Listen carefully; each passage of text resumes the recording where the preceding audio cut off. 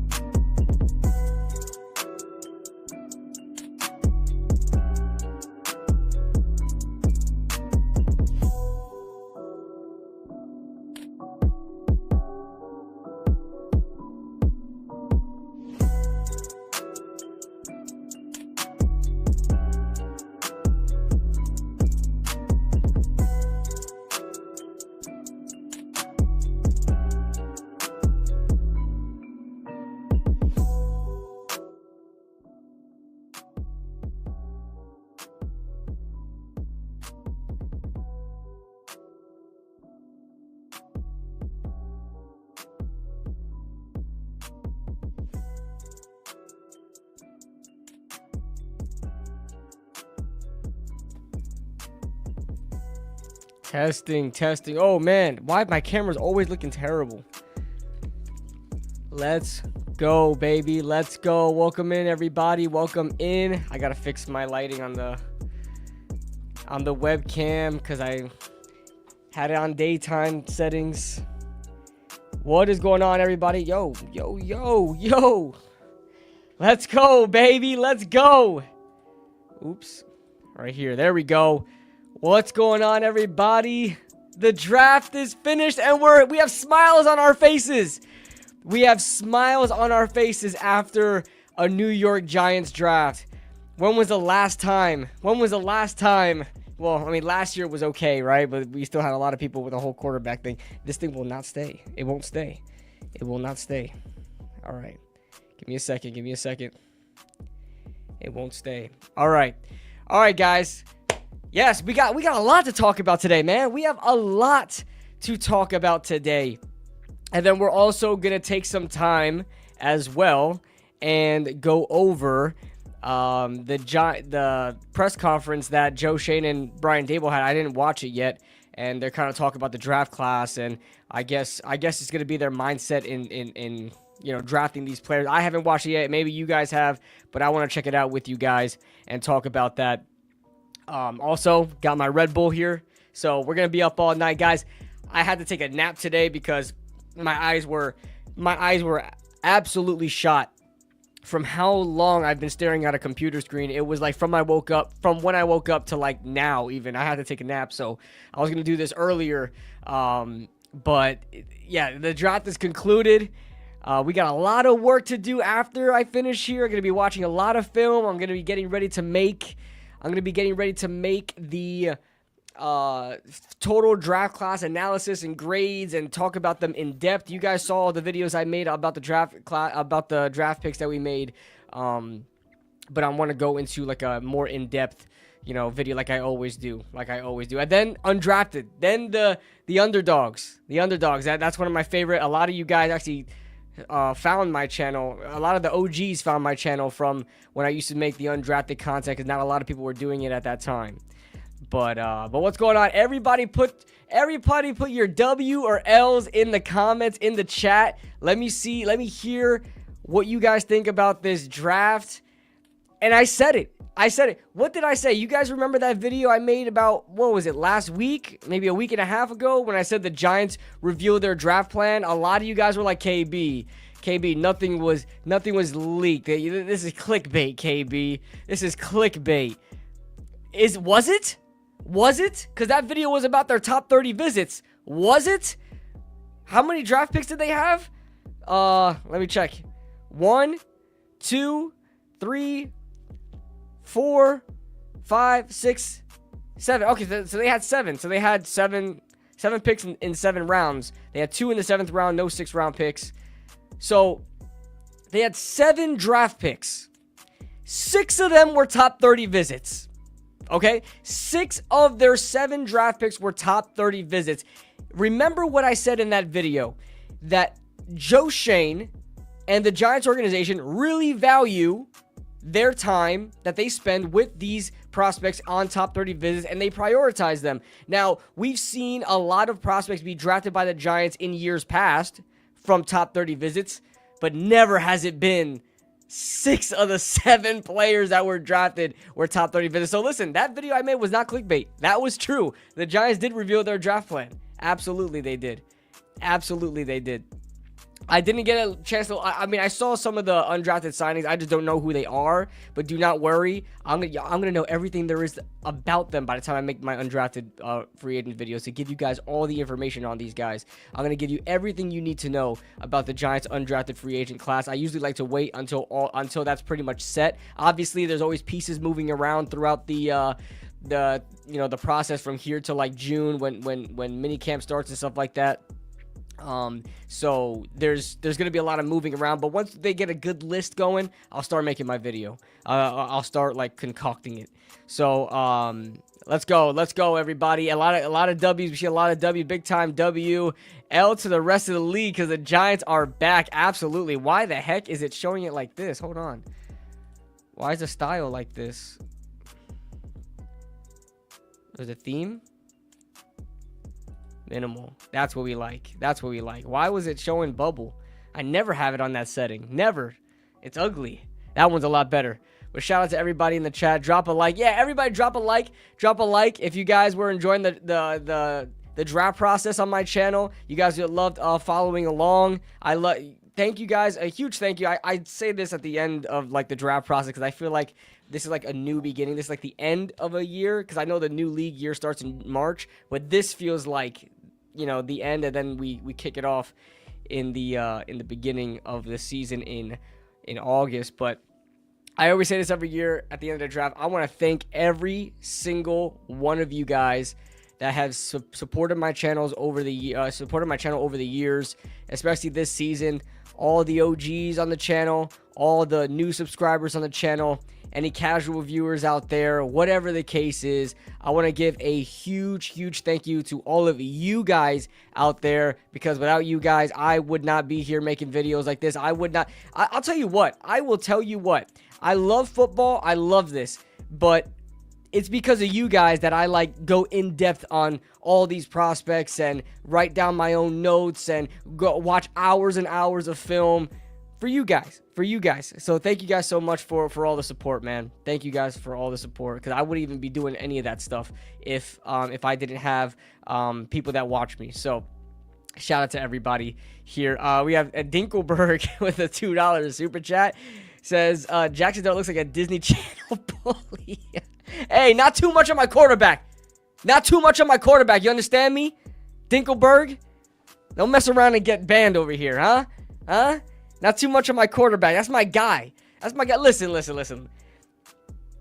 You guys know I'm not the biggest Jackson Dart guy there is. I'm hoping he works out. But I'll tell you what better of an aura-filled name is there than Jackson Dart? The man spells Jackson with an X. All right? That's aura right there. And Dart, having a name like Dart as a quarterback, you can just hear it now. What a dart from Dart to Malik Neighbors. Touchdown Giants. We got to find something. We got to find something with Dart and Neighbors, cuz obviously Neighbors like your neighbor, and Dart, yeah, we got to come up with a line for that. If you guys come up with a line, put it in the chat. Put it in the chat if you guys come up with a line. We got to come up with something from that. I can't think of anything off the dome. I'm going to sound stupid. I will give you guys an update. I might have to bring up my gaming chair at some point to retire this old bad boy right here. My man's falling apart. I had this chair since I moved into this house. And unfortunately, 2 nights ago, when the Giants took Jackson Dart and I threw my chair, I broke one of the wheels on it, and now I'm leaning. There we go. So if you guys see me like gasp for air, like I'm about to lose my life and my soul is about to leave my body, is because it's very off balance, and I feel like I'm gonna fall at any moment now. So yeah, thank God I have carpet. Thank God I have carpet, but yeah. Darts in the neighborhood. Yeah, man. Listen. I'm excited. I'm really excited. But yeah, we're gonna go through every single draft pick, and maybe how should I pull it up? Should I use PFF? Should I use NFL Network? I really wish I could do film or like watch highlights with you guys of these guys, but YouTube would just come at my neck, bro. YouTube will shut me down. Do you guys remember when I tried to watch Shadur Sanders film and they they literally shut me down. They blocked my screen. Did you guys see that? Did you guys remember that? I know some of you guys were probably there. They blacked out my screen as I was watching film, bro. The disrespect, bro. They turned off the lights. They turned off the lights. Let's crack this baby open. Hold on. It's 9:30 p.m. We ain't sleeping tonight, boys. We're not sleeping tonight. You understand me? Oh my god. You know it's good. You know it's good when it still got the dew on it, bro. You know it's good when it still got that cold dew on it, bro. Oh, hold on. Give me a second.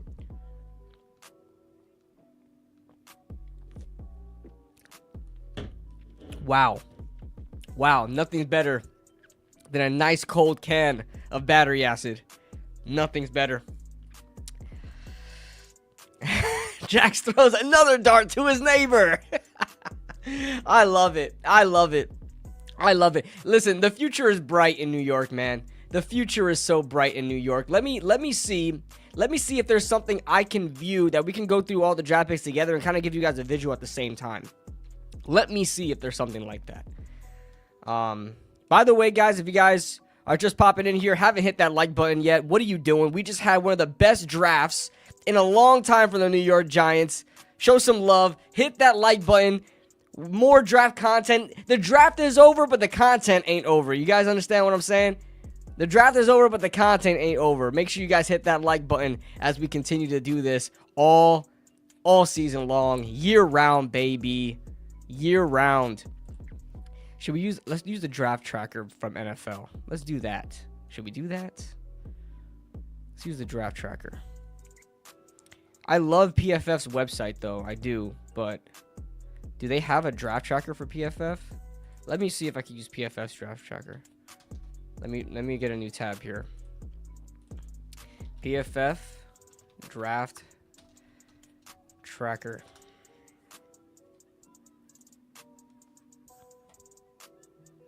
Oh, this looks nice. Why am I receiving so many messages? Is in my group chat? My coworkers. We've been talking about the Giants all day. I got a lot of coworkers that are Giants fans. Can I like expand this? Please? This looks weird. Their draft tracker is like on a little on the side of the screen. Yo, what's going on my phone? I'm about to put this thing on silent.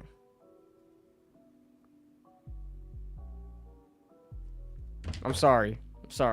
Don't want to get disrespectful to my friends, but yeah, we're gonna use NFL. I love PFF. I prefer PFF, but I don't like the layout. It's not like a layout for like a stream. You know what I'm saying? It's not like a layout for a stream. It doesn't look aesthetically pleasing. And their stuff usually is aesthetically pleasing, but it's like all the way on the right side of the screen, very tiny. Where are the Giants? Hello? There we go.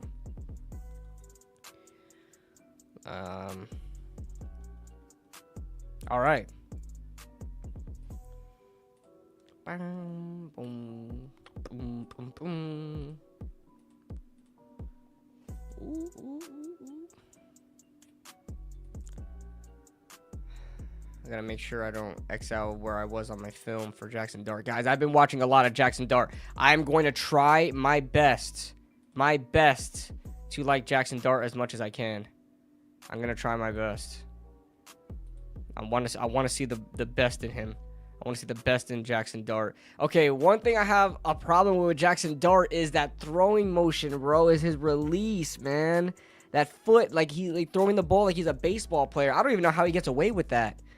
I don't even know how he gets away with that, but I love his like moxie, bro. It's like he throws back shoulders like nothing. Like he's the opposite of Daniel Jones.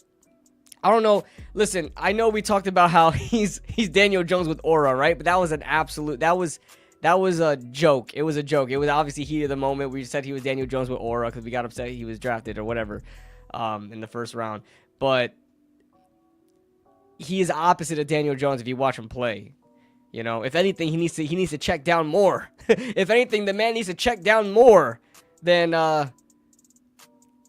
you know, in the NFL. So let's look at this. Oh, see, the thing with the NFL, they're gonna try to get me. They're gonna try to get me, the NFL. Hold on, let's do it like this. What was the layout I did last time? This one. And we're gonna try our best to not show any live NFL Network stuff because they're gonna copyright me and black me out again. That was annoying. All right. See? You see what I'm saying? They're gonna try to get me. You ain't gonna get me. Let me see if I can edit this.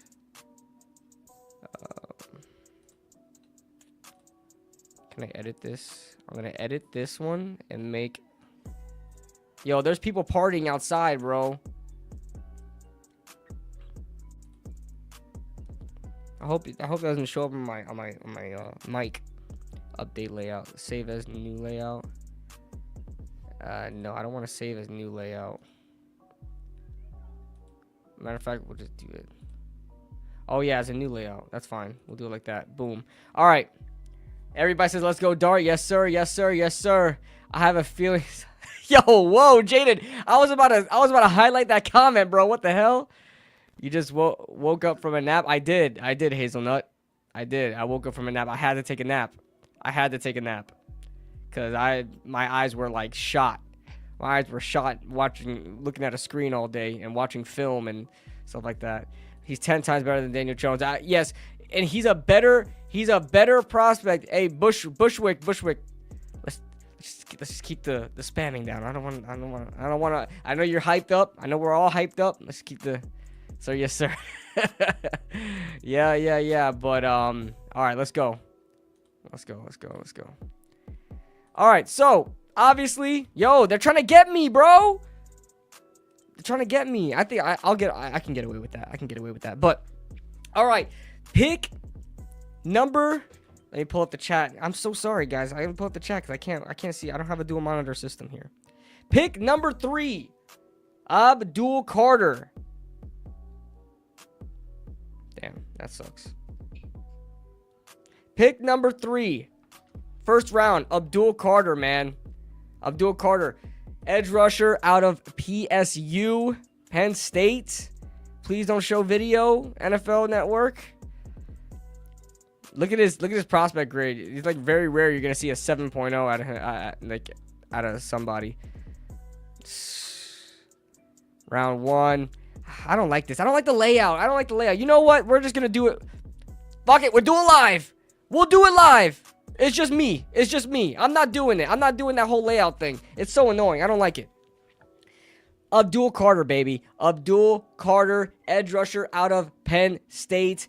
Amazing prospect. My favorite prospect in the draft. I think he's the best player in the draft. I know a lot of people talk about Travis Hunter and how he is the best player in the draft because he plays 2 positions. But in my honest opinion, I think Abdul Carter is the best in the class.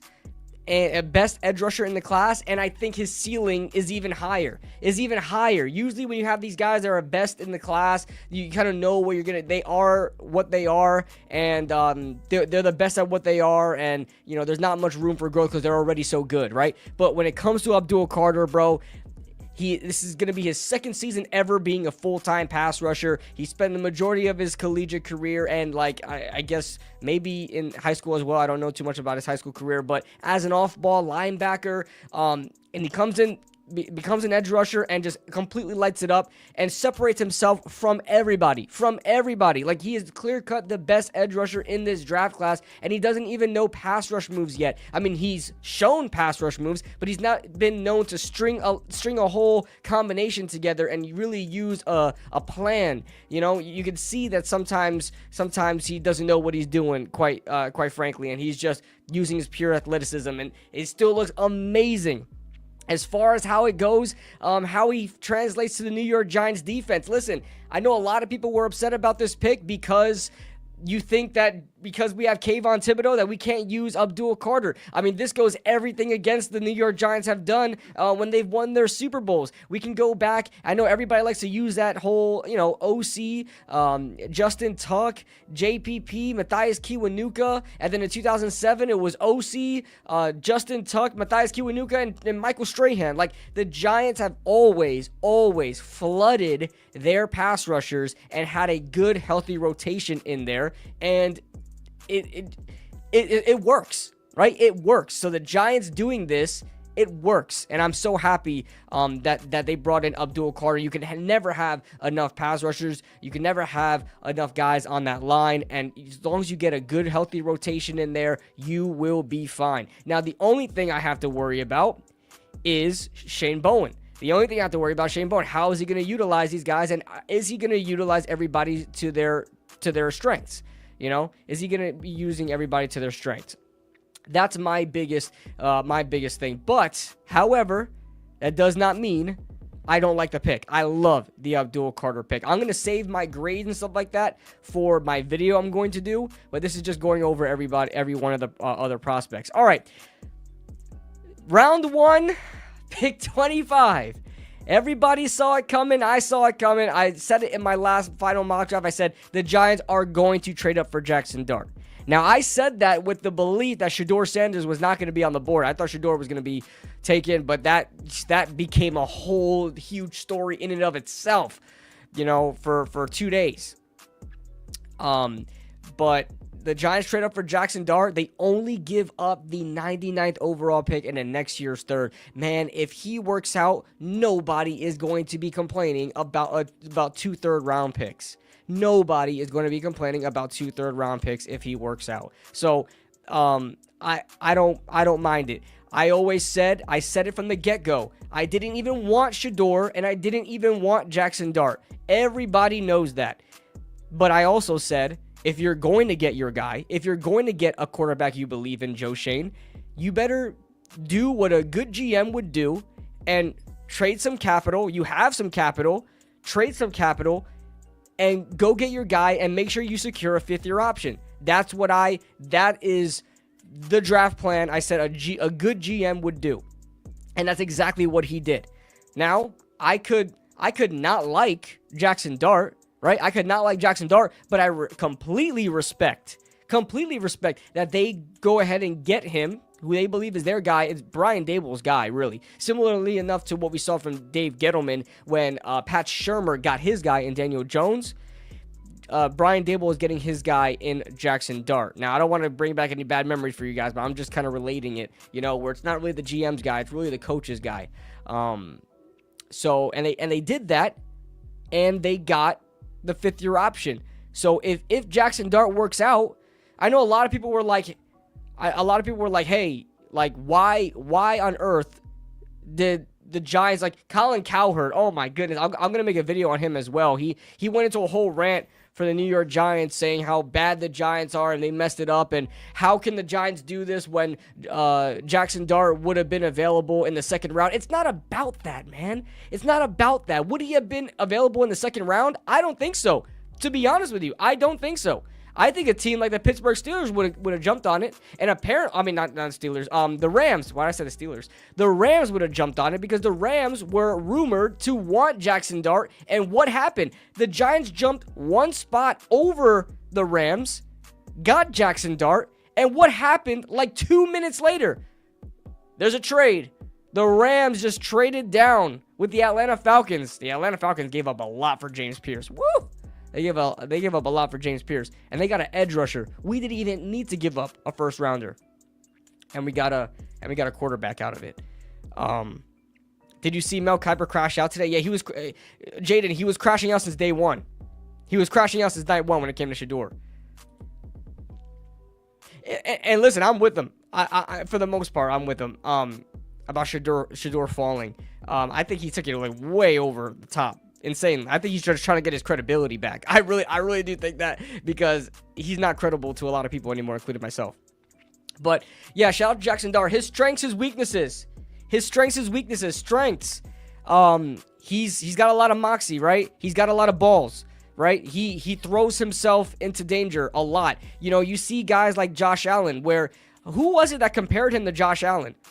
Somebody did. Who was it? Was it one of one of our own? Was it Dable? Was it somebody did? Either a draft analyst or whatever. No Diddy. Yeah, whatever. If I said anything that's Diddy, no Diddy, no Diddy. But but he's got a lot of moxie, right? Oh, I said he's got a lot of balls. Yeah, he's got, he is courageous. He's dangerous. He's reckless, right? John Gruden said a lot of that in the quarterback class, where yeah, he'll throw himself into bad situations.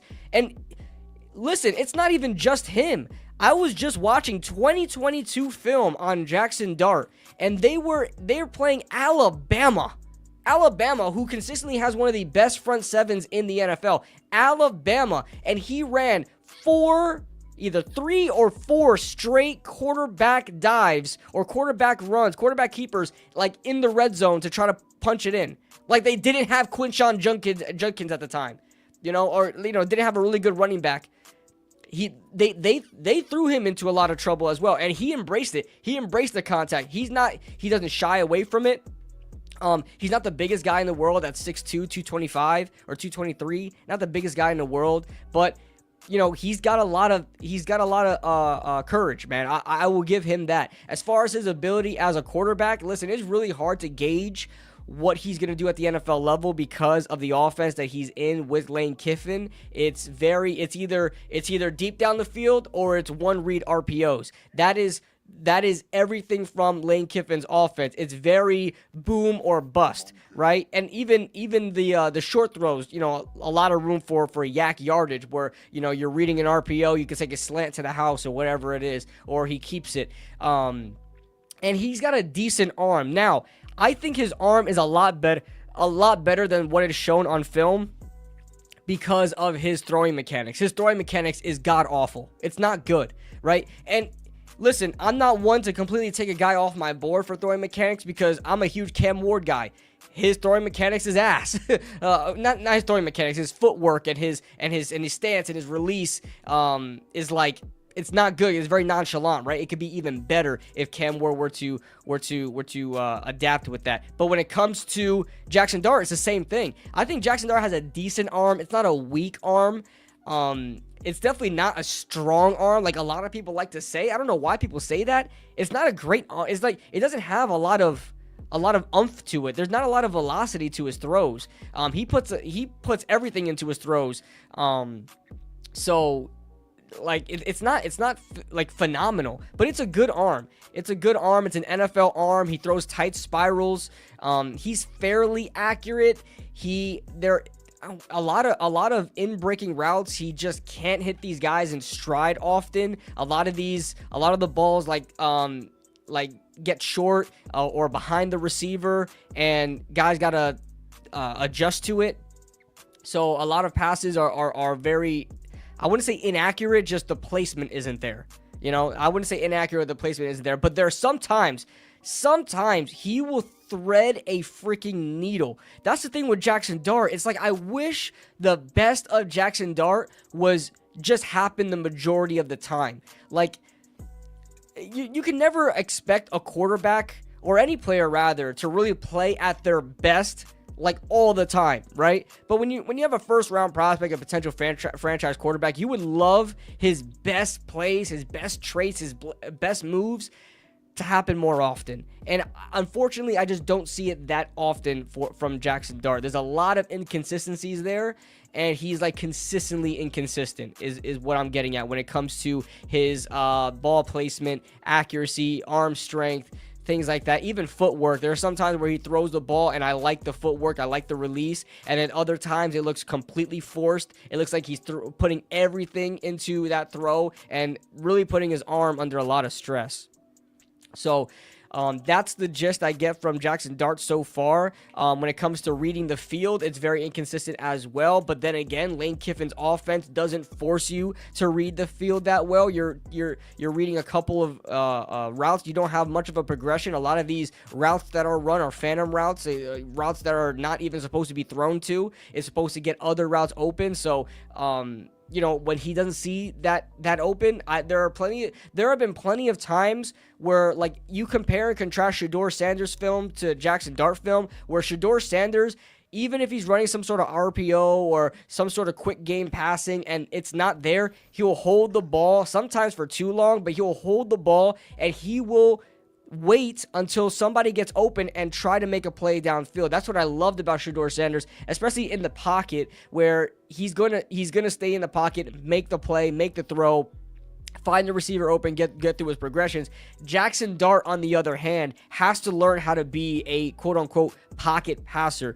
I think his mental clock gives him this sense of urgency where he needs to go, and that's the Lane Kiffin offense. The Lane Kiffin offense is you throw it deep. If it's not deep, you either check it down or you run, you know, or when you're running the RPO, if it's not open, you run, you know. So it's very quick, it's very urgent. It requires a quick twitch sort of sense of urgency from you. And when he comes to the NFL, goes under the Brian Daboll offense, yes, we run a lot of quick game, we run a lot of RPOs, but yeah, we also have some pro style NFL offenses where you're making, you know, five progressions on one play. You know, you got 5 different routes you got to look at, and it's either left to right, it's either right to left, or it's either top to bottom. You know, it's very different in the NFL, and I wonder if Jackson Dart is going to take to that nicely. Now, the great thing about having Jackson Dart along with Russell Wilson and Jameis Winston is that he's going into, one, a great quarterback room.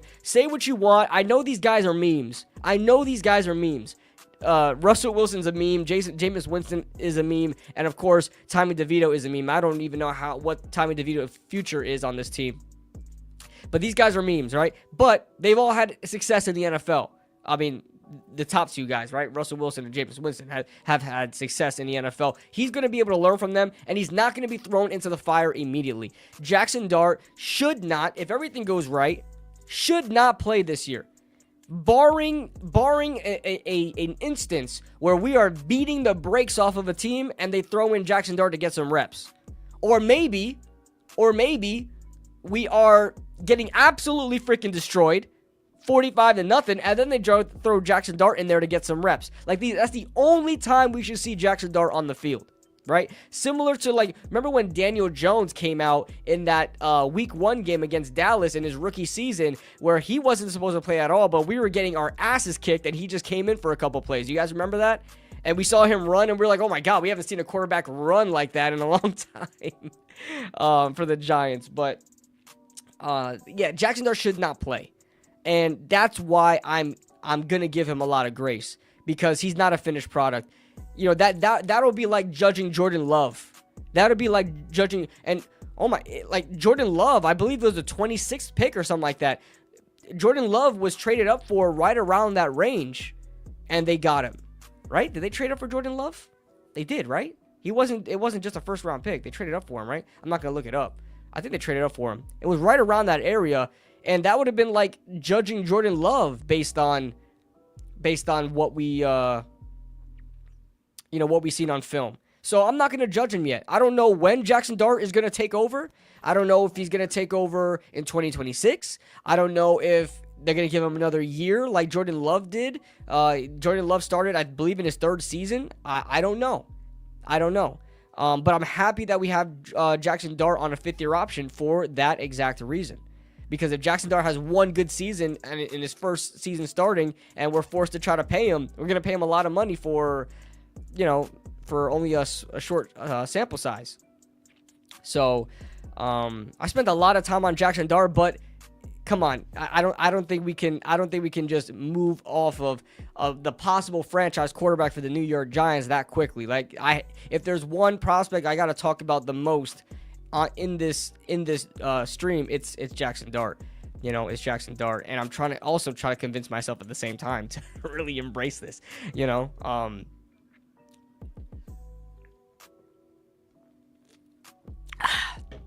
but yeah. Let me read some of you guys' comments before we move on to the next prospect. Darius shot Giants guy. Come on, man. Can we that was oh, you guys are arguing in the comments right now. Oh my god. Do you see the vision with Jalen Hurts? Do you see the vision? But is he dangerous?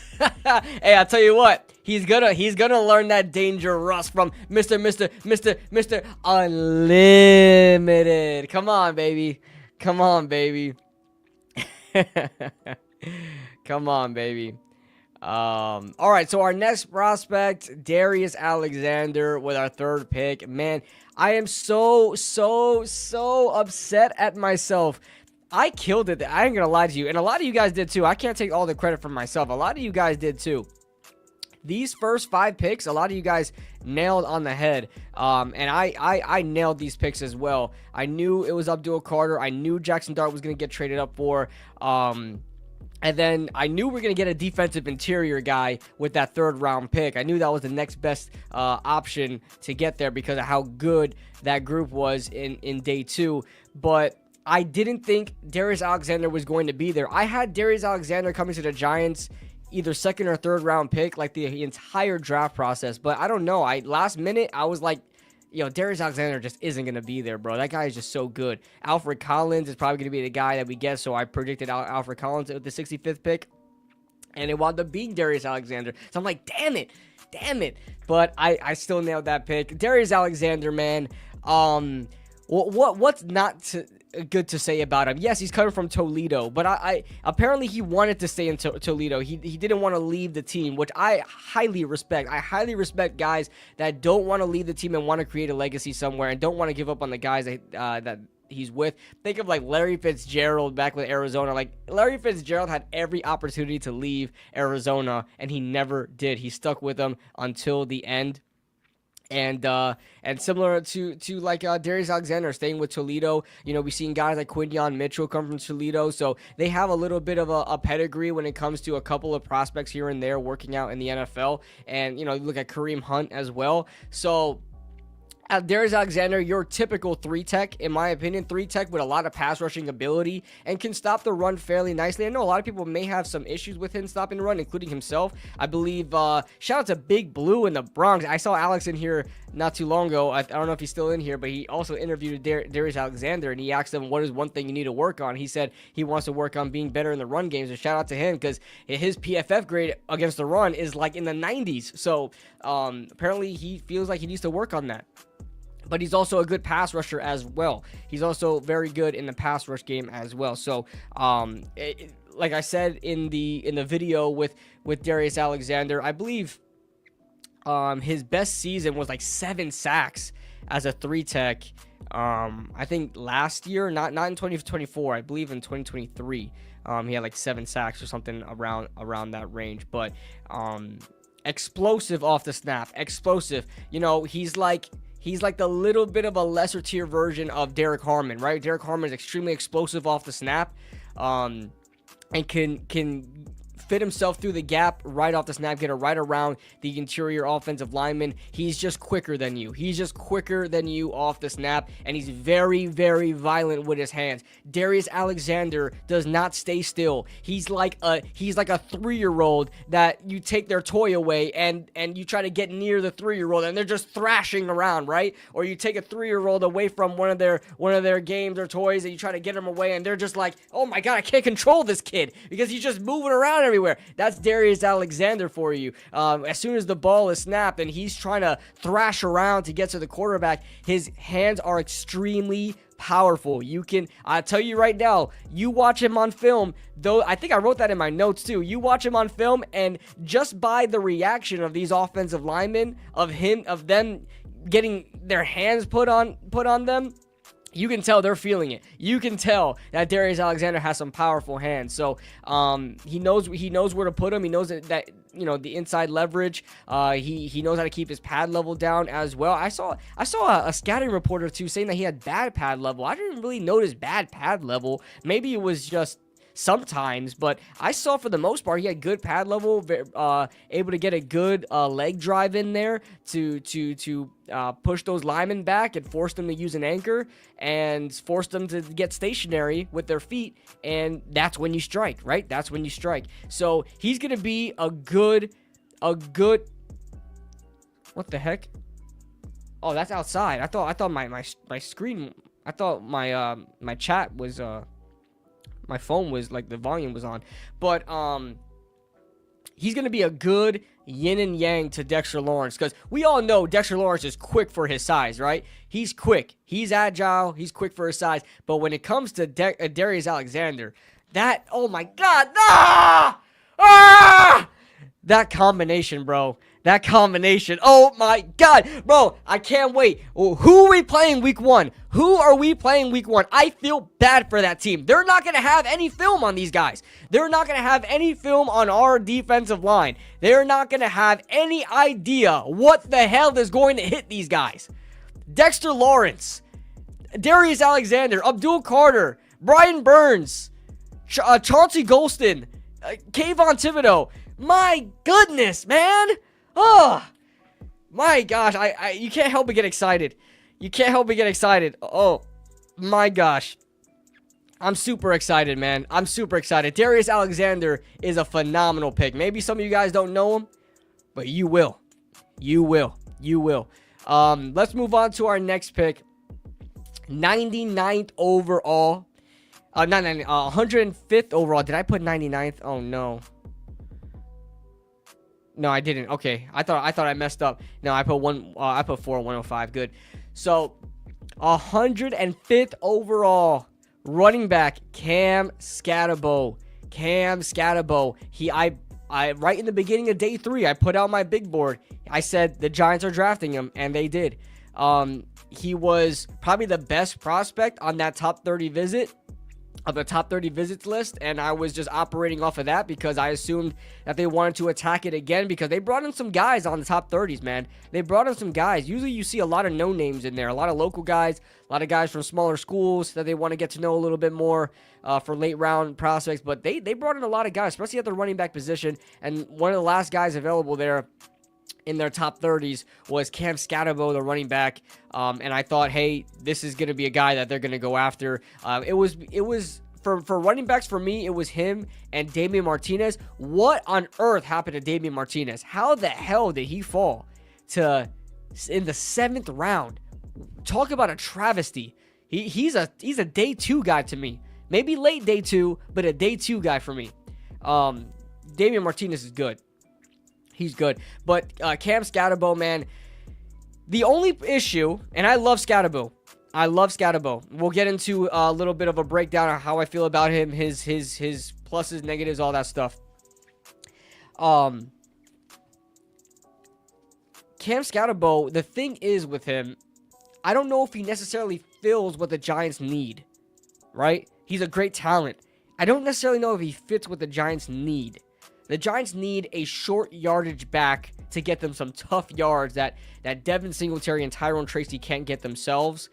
Although Cam Skattebo is a guy that does not like to go down, an absolute pinball machine. Well, what did Daniel Jeremiah call him? A plinker? That thing they use in game shows? What's a, let me see, plinker. Alright, is that what it's called? A plinker board or something like that? Plinko. It's called a Plinko board. He called him that, and that's absolutely right. Like, he just bounces around. He doesn't go down, has good center of gravity. He's smaller, so that helps him. But I don't know if it's like 3rd down and 1, and they put him out there, that he's going to get consistent yardage for them. You know, I don't know. I know he fights for extra yardage. I know he does not like to go down. I know he's strong, powerful. He can knock your ass down on the floor, even though he's 5'9". He can do all that. I just don't know if he's so physically imposing like a Damian Martinez would be in between the tackles. You know what I'm saying? I don't know how physically imposing he would be there, but the guy's a home run threat. Is he the fastest in the world? No.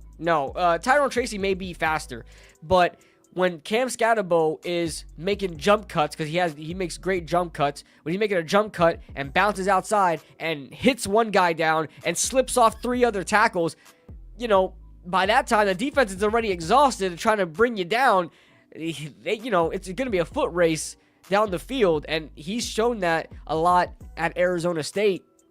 I said it in my video that if you really want to get familiar with Cam Skattebo's game, just go to the final games of his career. The first one being the conference championship game, the Big 12 championship game against Iowa State, where he absolutely had like a great send-off to as a collegiate player. I mean, I completely went off and completely put the entire team on his back and was the entire offense. Like they were constantly giving him the ball. He was the guy in that game. And then if you also check out the final game of his career in the Peach Bowl game against I'm blanking on who they went up against. I'm blanking on it. But I just watched it today. I don't remember who they were going up against. But anyway, he won MVP in that game, and they lost. He won MVP, and they lost. I thought there was a rule that you couldn't win MVP if your team lost. I thought that was a rule. It's not a rule. They just don't ever feel like there's somebody worthy of having that. But the first time in 26 years, Cam Skattebo wins MVP, losing in a Peach Bowl game. So, that's amazing. That's something of note. So we're getting absolute dogs. And Ramdre said it. Cam Skattebo. What's we call it? Yeah, Cam Skattebo could catch the ball. Also, yeah, he can also catch the ball. Also, I think he had like 600 yards catching the ball in one season, or maybe that was his career. I think it's in one season. I think it would be nice if I actually pull up these guys' stats instead of just blanking. Right? So let's go to the PFF. You know what? Let's go to Broshmo's thing, because he always has stats here that you don't see everywhere. Running back. He was 5th on his thing. Check this out. If you guys follow my man Broshmo, fellow YouTuber, I want to bring him on for a video at some point. Man, that's a good idea. Talk draft with Broshmo. But I have his draft guide here. It's paywalled, so I can't show you guys. But his pro comp, check this out. His pro comp to Cam Skattebo is who? Ahmad Bradshaw. And I think that's a really good comp. I think that's a pretty damn good comp. His comp for Cam Skattebo is Ahmad Bradshaw. I like that. He's not the fastest in the world. He ran a 4.65. But man, this guy's a dog. He had 543 receiving yards, tagged along with 1,712 yards on the ground.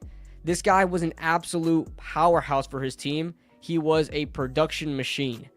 MikeAllstott for Cam Skattebo. I think Allstott was bigger though. Let me see how big because Mike Allstott, that's a Tampa guy. A lot of my friends talk about him all the time. He was 6'1", 248. Yeah, I don't see Allstott in him. But maybe his play style is that of Allstott. But when I watch Allstott play, he's physically imposing. You know what I mean?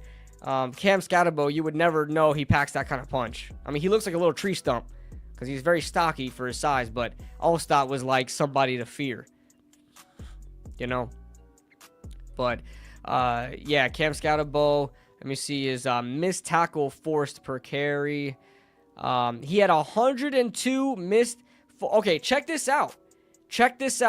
Out of all the running backs in this draft class, out of all of them, all the running backs in this draft class, there are 2 running backs who forced 100 plus forced missed tackles. One being Ashton Genty at 151 forced missed tackles. That's got to be a record or something. That's insane for college. That's insane.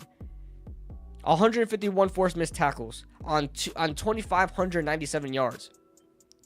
Cam Skattebo with 1,712 yards, forced 102 forced missed tackles. Nobody. Third place? Third place is like, it looks like 80. I'm trying to see here. Third place is 80. And who is that? Corey Kiner. Corey Kiner out of Cincinnati. Nobody has even close to over 100 forced missed tackles in this past collegiate season than Cam Skattebo and Ashton Genty. That is good company. Second in missed tackles, absolutely. Little Doug Martin. Ooh, Doug Martin's a good pull. Doug Martin's a good pull. MJD, I love. Oh my God, MJD was my idol growing up. Short as a short king myself. MJD was an idol of mine growing up. I would watch his season highlights all the time. All the time. Would watch his season highlights. I love Cam Skattebo. Love Cam Skattebo. All right, let's get into another pick here. Where is he listed at, though? There we go. 154th overall. A lot of people assumed that he was going to be the pick at 105. This is the 5th round pick. The Giants selected Marcus Mbow, the tackle / guard offensive lineman out of Purdue. The Giants get another Purdue offensive player after getting Tyrone Tracy last year, and now they get one of the guys that used to block for Tyrone Tracy and Marcus Mbow. Now, Marcus Mbow is a tackle standing at 6'4", 300. Last time I saw it was like 305, 300. I guess he added 10 pounds since he was playing, so he added 10 pounds, which is good, because if he wants to kick into guard, which I assume he's gonna do, he's gonna have to put on some more weight there. I want to look at his PFF grades right now. PFF is pretty good with offensive lineman stats, and statistics and analytics and stuff like that. Marcus Mbow. But Marcus Mbow, in my opinion, not even my opinion, he's just a great mover. He's a great mover. I think he fits what the Giants want to do offensively. The Giants aren't really much of a gap scheme type offense, even though we've run a little bit more of that in this last season. I could see them doing a little more of that still this season. But Marcus Mbow fits what the Giants usually do, and zone running schemes, right? A lot of inside zone, outside zone, wide zone, whatever. Brian Daboll mixes in all those zone running schemes. So as far as when you want to run that type of scheme, you got to have offensive linemen that are athletic and that have good footwork and can move pretty well. And you're not going to find much of a better mover at the offensive lineman, on the offensive line than Marcus Mbow. He has a nice slender frame. You could swear that this guy used to play tight end or something. I don't know if he did, but he's got like a tight end type frame. So there's that. He plays a little straight up, a little too straight up for my liking. Pad level is a little too high. Hand placement, he has very active hands, but they tend to get on the outside shoulders of a lot of these guys, where he winds up hugging these guys. I want him to see him get more inside, get more physical. He has a problem with power and strength, setting an anchor. That's one of the reasons why I want him to bulk up and kind of add to that frame, because he does get pushed around a lot. He's not going to be a guy that's going to set a great anchor in pass protection. But when he gets moving, right, because he could convert, just like an edge rusher, convert speed to power. Him being able to move so fast can add to your strength, right? Can be overwhelming to certain defenders. So he has that going for him. But he's a developmental tackle. Is he ready to start right away? At guard, I don't know. Maybe tackle, but at guard, I don't know. And that's where I think he should fit, is at guard. I'm not putting Jermaine Illuminor at guard just to put him at tackle. I'm just not doing it. I'm going to wait till he's ready to play guard, and then I'll put him at guard when he needs to be there. That's what I want to do. That's what I want to do with Marcus Mbow. Let me look at his PFF real quick. His pass block grade is 68. It's okay. His run block grade is at 78. That's great. Zone running grade 81, right? Gap grade 66, so it's not great. So he, like I said, he is a zone blocking offensive lineman, and that's what exactly the Giants do, is run a lot of zone blocking, right? So yeah, Dart is the best pocket passer of this draft class. Brother, he's not even. I mean, Melon. Shout out to Melon in the building. I'll respectfully disagree with you. Still can't believe Darius Alexander and Mbow fell to us. I know, and it's crazy. Because a lot of people were up. Everybody knew Skattebo was a great player, but a lot of people wanted Mbow. So everybody was pissed. They were like, "I can't believe this. We're off to such a great start, and we got Skattebo. Like, I wanted Mbow, all that, whatever, right? They wanted the other Mbow. They didn't want Skattebo. They wanted Mbow. But you know, turns out the Giants knew something that we didn't know, and apparently there was some injury concerns from Mbow causing him to slip and slide a little bit. Trevor Sycamore of PFF had Mbow as his 84th ranked prospect in this draft, and he winds up falling to 154 before the Giants scooped him up at 154th overall. So that's great value, fantastic value, and if you want to say it's even better value, because CBS Sports early on in this draft process, CBS Sports had the Giants drafting Mbow 3rd overall in the draft. I kid you not. I tried to find the mock draft and I can't find it. I think they deleted it because that was terrible. Mbow 3rd overall. That's crazy.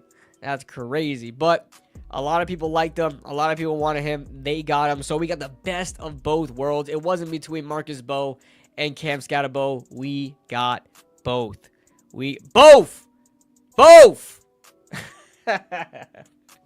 What did Shannon Star say? BOAF. Both. Oh my god. Jackson Dart fan club not allowing new applicants by the start of the season.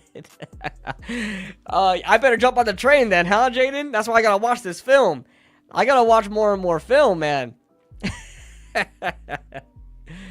Oh my gosh. Give me a second, guys. Hold on. Both.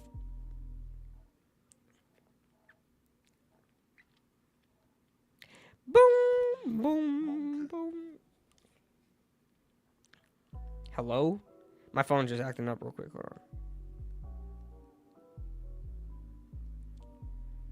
on. What's going on with my phone, bro? It's not pulling up YouTube. Give me a second, guys. I'm trying to pull up the chat and the my YouTube's acting up.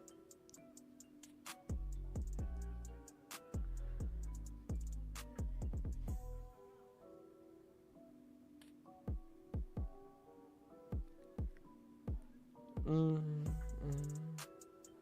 right. Now we're good. Now we're good.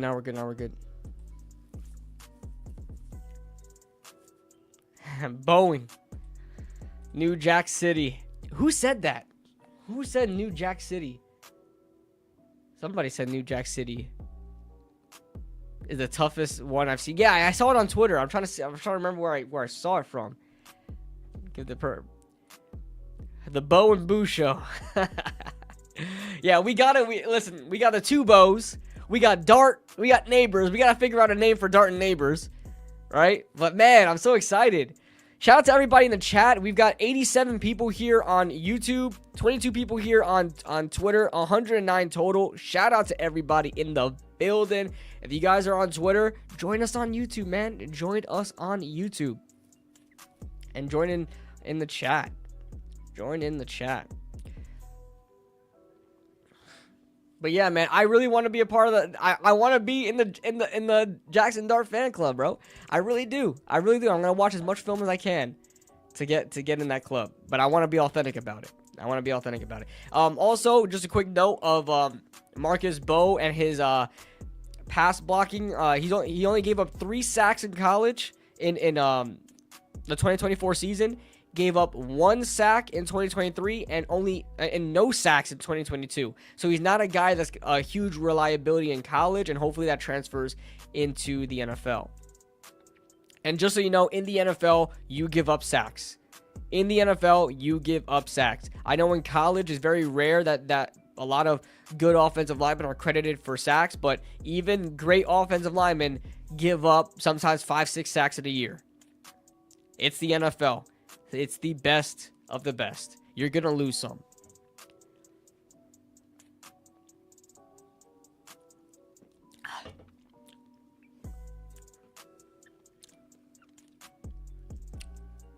I thought Dayball and Mbow may start working at tackle. Said Mbow may start. Oh, okay. So we're gonna get into the draft class. If you guys stay tuned, guys. Stay for the long run. We're gonna be going over Joe Schoen and Brian Daboll talking about the draft class. I didn't watch the video yet. Maybe that's true, Sean. Maybe that's true. I thought that he was gonna work at guard. Maybe they're gonna want to use him as a swing tackle just in case something goes wrong. Because they wanted Josh Azuda to be that guy. They really wanted Josh Azuda to be that guy, and he just wasn't. Maybe they want Marcus Mbow to be that guy. Maybe they want Mbow to be that guy. So, and then maybe they want to have Evan Neal as that guy that's going to be a swing guard. But they are denying the 5th-year option on Evan Neal. That was obvious. All right, and so the last couple of picks, guys, I'll be honest with you, not familiar with these guys too much. We have tight end Thomas Fidone II. The most I know about him is that he has a great frame, right? Let me look at Fidone on PFF.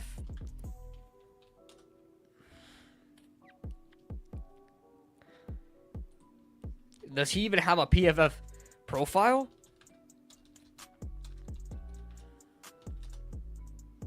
He does. Okay. Let's see where he was ranked. I don't know what he was ranked. I don't know what they ranked him, but he doesn't have great he doesn't have a great grades. However, if you watch him play, he's an athletic tight end, great frame. What's he standing at? What's his frame looking like? It is 6'6", 255, and I'll tell you what, his frame doesn't look like he's 255. He looks slimmer. Because he's 6'6", he's tall, but he has that weight fit on his frame very well, very well. I like him. I'm not sure what the Giants need with another tight end. I said this when we were doing a bunch of mock drafts. I said the Giants should not draft another tight end. Is every single draft the Giants have had with Joe Schoen, I believe the Giants have gotten a tight end. 2022 was Daniel Bellinger. 2023, did we get one in 2023? I don't think we didn't draft one in 2023, right? But we did get Darren Waller. Then in 2024, we got Theo Johnson, and then we picked up Greg Dulcich. Like, do we really need these guys? Do we really need Thomas Fidone? Is he gonna make this roster? You know, I would have loved to get like Kobe Bryant or something, you know, but. To each their own. I like him. He looks like a dog out there the way he plays. He breaks a lot of tackles. He didn't really get a lot of opportunities though. Like he didn't have a lot of yards. You know, in 2024 he had 373 yards. Is not terrible for like a late round prospect. It's not terrible. I don't think Daniel Bellinger had a lot of yards in college. So it's not terrible. And then the last guy, Corey Black, a lot of people said he moves very well, but he's not very good. Like he's a good mover. That's something I've always said. You know, I don't want to be a hypocrite to myself. I've always, the tight end who was also a tattoo artist. Yeah, we drafted a tattoo artist in the 7th round. But like I said, the reason why I don't care about these 7th round picks, I don't know about them. Corey Black was a top 30 visit, right? Corey Black was I don't know too much about him. I heard he's a good mover.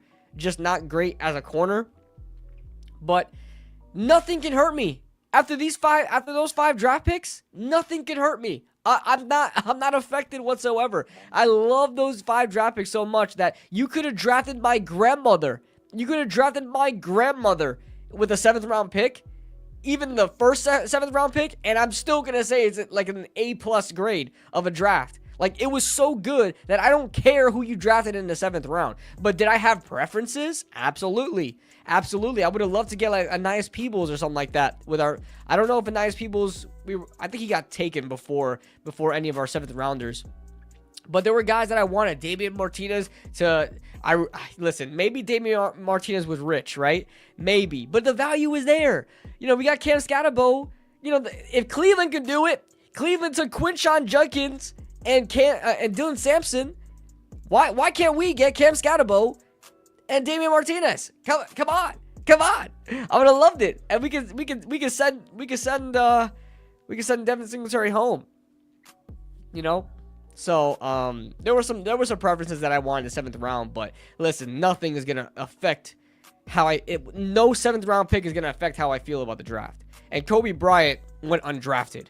So, there's obviously a reason why. Mello Dotson, the other quarterback from Kansas, also went undrafted. I don't believe they should have, but oh, we forgot to mention Eric Gray is off this team. Yes. Hey, weird one. Yes. Goodbye, Eric Gray. Speaking of that, I think it was I think running back is something the Giants have drafted every single year, if I'm not mistaken. 2022. No, I don't think.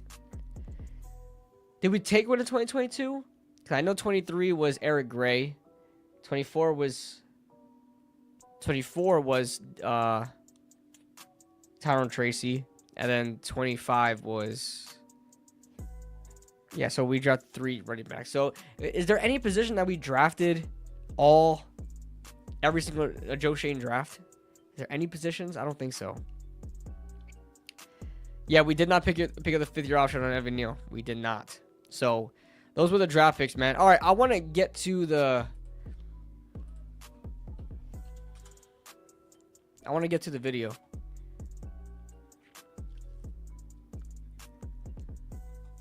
That's nuts, bro. All right. Oh, no. That's loud.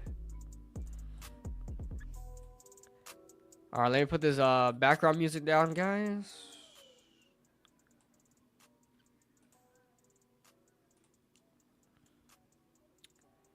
Let's watch this together.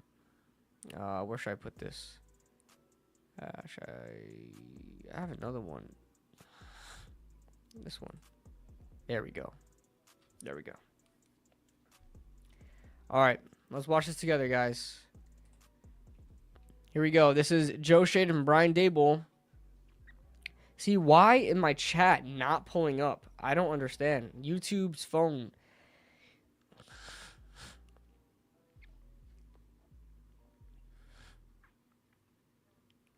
My chat's not pulling up. Oh my goodness. I'm like exiting out the app and going back in. There we go. Yeah, have you seen the tattoo that he did going viral? Yeah, a lot of people at first was saying that it was his tattoo, but it's something that it was a tattoo that he gave.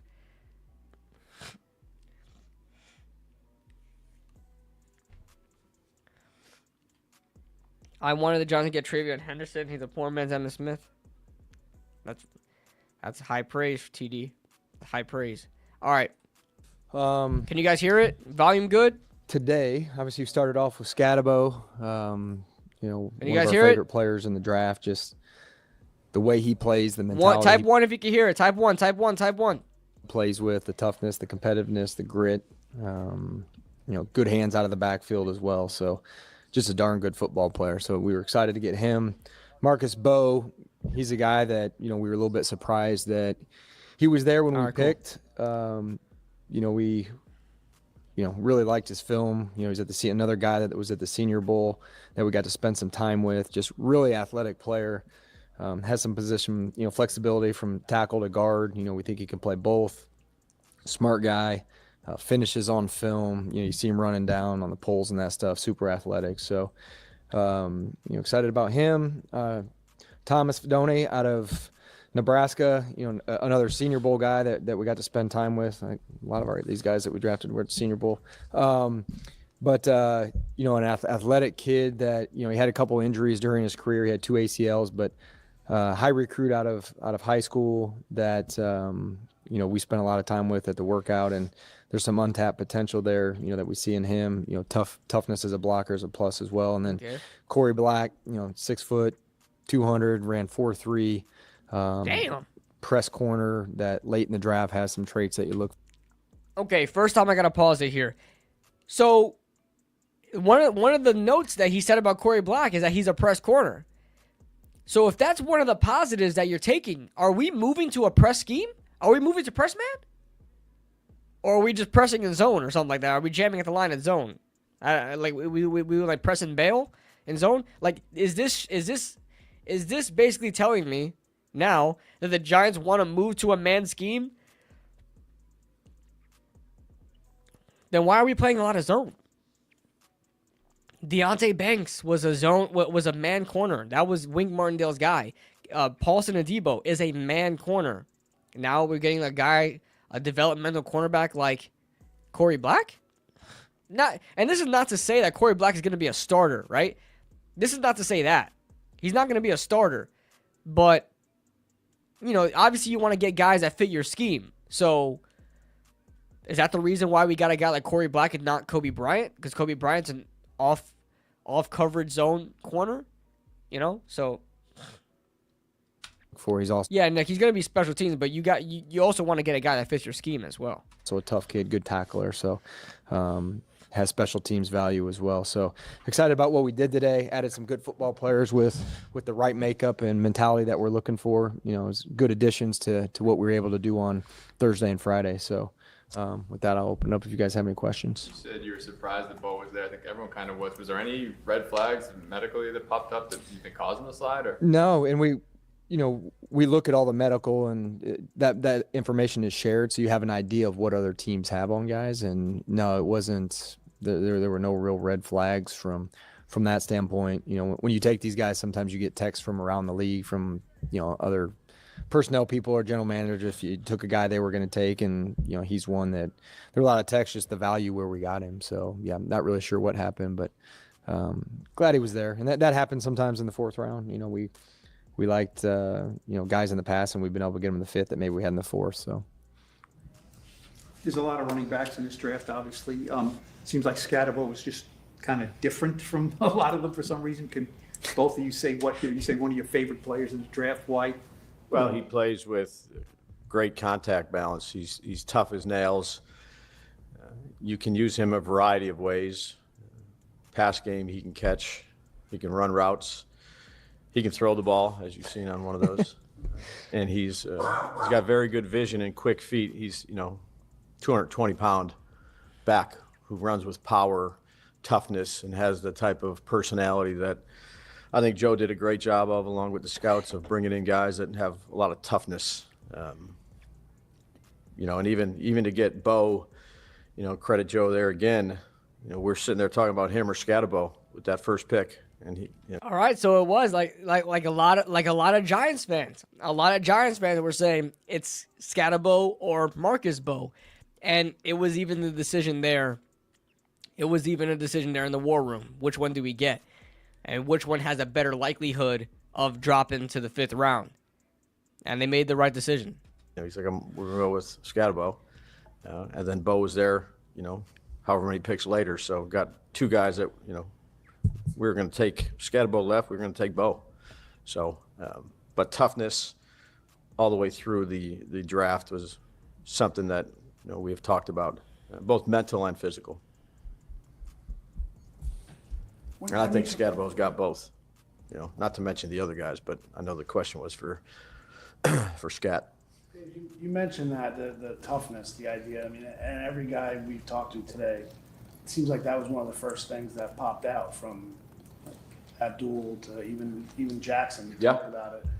Why is that, or was that a vision for this team now? I know you've had it in the past. But I think you always add that element to your team in both areas. Mentally, the challenges that go of playing professional football and playing in New York, quite frankly, and toughness on the field. I think we did that in free agency, and we did that in the draft. So something that we covet. I thought we did a good job of acquiring players that demonstrate both of those things. I know you touched on the identity thing the last couple of days. when you look at big picture this offseason, your two free agent signs that you spent the most money on were both on the defensive side.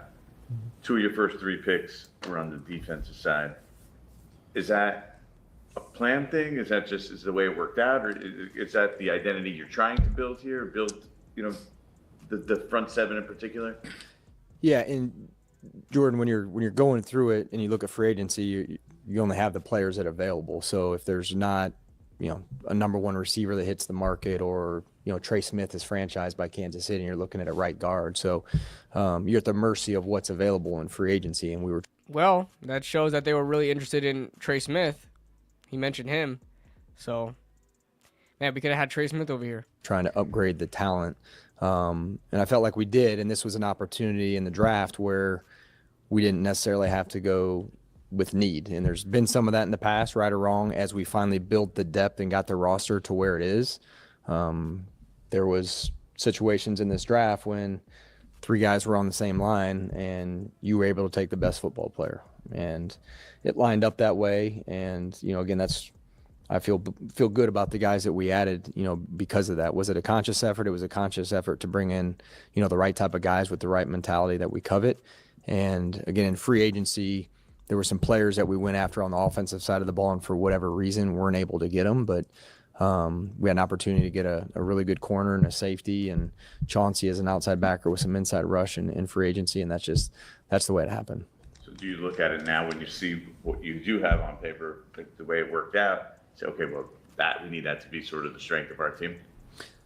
Yeah, Front 7, I'm talking. it'll all come together. Yeah, on paper, until we go out and do it, it doesn't matter. It's just on paper now. So, that's where this time of year, Dave's doing a great job, and the coaches and the players themselves, they need to come together and develop their own identity and what type of team they want to be. And that'll start, once the rookies get in here, the vets are already in here. So, until we go out and do it, it's just on paper. So, I'm excited to see how this team comes together. I like the players that we have. I like the makeup of the players. I'm confident in the coaching staff, and I'm excited, for the 2025 season. How much better do you think the roster is today than when you ended the 2024 season? Yeah, same thing I just said. It doesn't matter what I think until we go out and do it. Do I like the guys? Yeah, heck yeah. I like the makeup. I think they're wired the right way, the right DNA. I think we have the right people in this building. And again, it's up to us and the team to really start to gel and develop who we want to be and what we want to be about. And the leadership, step up through this offseason, understand what the standard is. And when we hit the grass in August, what's that standard going to be? And we need to hold everybody to the standard. And, they're going to develop their own identity as players and coaches to what this team wants to be. But again, on paper, I like some of the pieces that we have, but it's up to them to go out and do it. And, I have confidence in they will. When you're looking to evaluate toughness, you can look at tape maybe and see it physically. How do you measure it mentally in these guys when you're scouting them? Yeah, and we got an experienced staff with a lot of good connections at colleges. So you're asking everybody that's coached them, the strength coaches, academics, whoever it may be. You're doing a lot of research on these. Hey, at the All-Star games, we've had coaches coach All-Star games. That's a huge advantage for us, whether it's Senior Bowl, East, West. So you never miss an opportunity to have a touch point with a player or do your research on, again, coaches that may have coached them. Dave's has a Rolodex of basically any player at any school. He's got a guy that, it's amazing. We'll be in meetings and I can call the guy right now. So again, you try to talk to as many people that have been in meeting rooms and in games, or when you sprain an ankle in a game and you come out, a guy that's been on that staff and seeing how a player reacts, or, when it's August and it's tough and it's, you can't see the light at the end of the tunnel during the dog days, but these sources have seen these players fight through it and show the grit and toughness to overcome that. That's what you're looking for. So These are great questions, great answers. I really thought, though, that they were going to, review this whole class. It says, Schoen and RoundTable review 2025. Hello? I thought we were going to talk about all these guys. I know that I don't want to go through all the videos for each of the picks. Again, though. hats off to my college staff. They do a great job, with the research in the offseason and the information that they gather on these players that, allow these players to be on the board in a position for us to draft them. You made the announcement on Kayvon's 5th-year option. What's the decision on Evans? Yeah, we're not going to exercise Evans' 5th-year option. And now that you're through the draft, what position is he primarily going to be working at?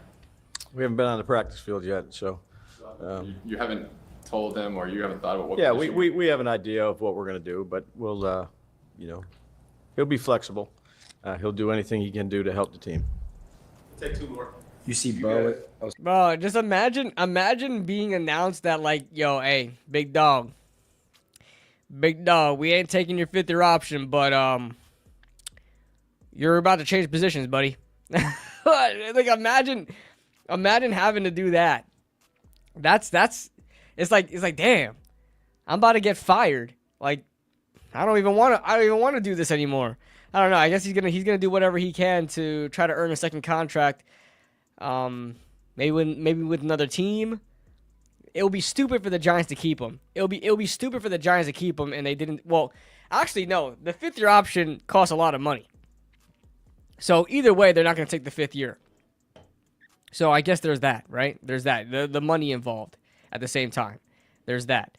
But yeah, I don't think they plan on keeping Evan Neal no matter what he does. No matter what he does. Sorry, go. Scat? No, the Purdue lineman. Bo. You see him as a tackle? Or Skattebo. Bo, I got you. Yeah. I'm with you. You see him as a tackle? We'll go with Scat, and then Bo is good. Yeah, like Scat. Yeah, no, he did a good job playing tackle. You know, he's athletic. He can bend. I think he's got, like Joe talked about, some position flexibility to move inside if we need him to. We'll start him out at tackle.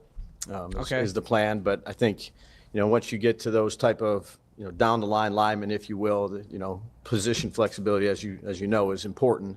But we'll start him out at tackle. Okay, so the initial plan here, and I'm okay with this. I'm completely okay with this. The initial plan here, from what I'm getting at, is that he is slated to be a swing tackle. That's pretty much what he's saying. If he's saying he's going to start off at tackle, and you already have 2 good tackles, that tells me they plan to make him the swing guy, which is good. I'm okay with that. I initially thought, hey, maybe they're going to beef him up, put him at guard and see what happens, you know, with, you know, competition with GVR.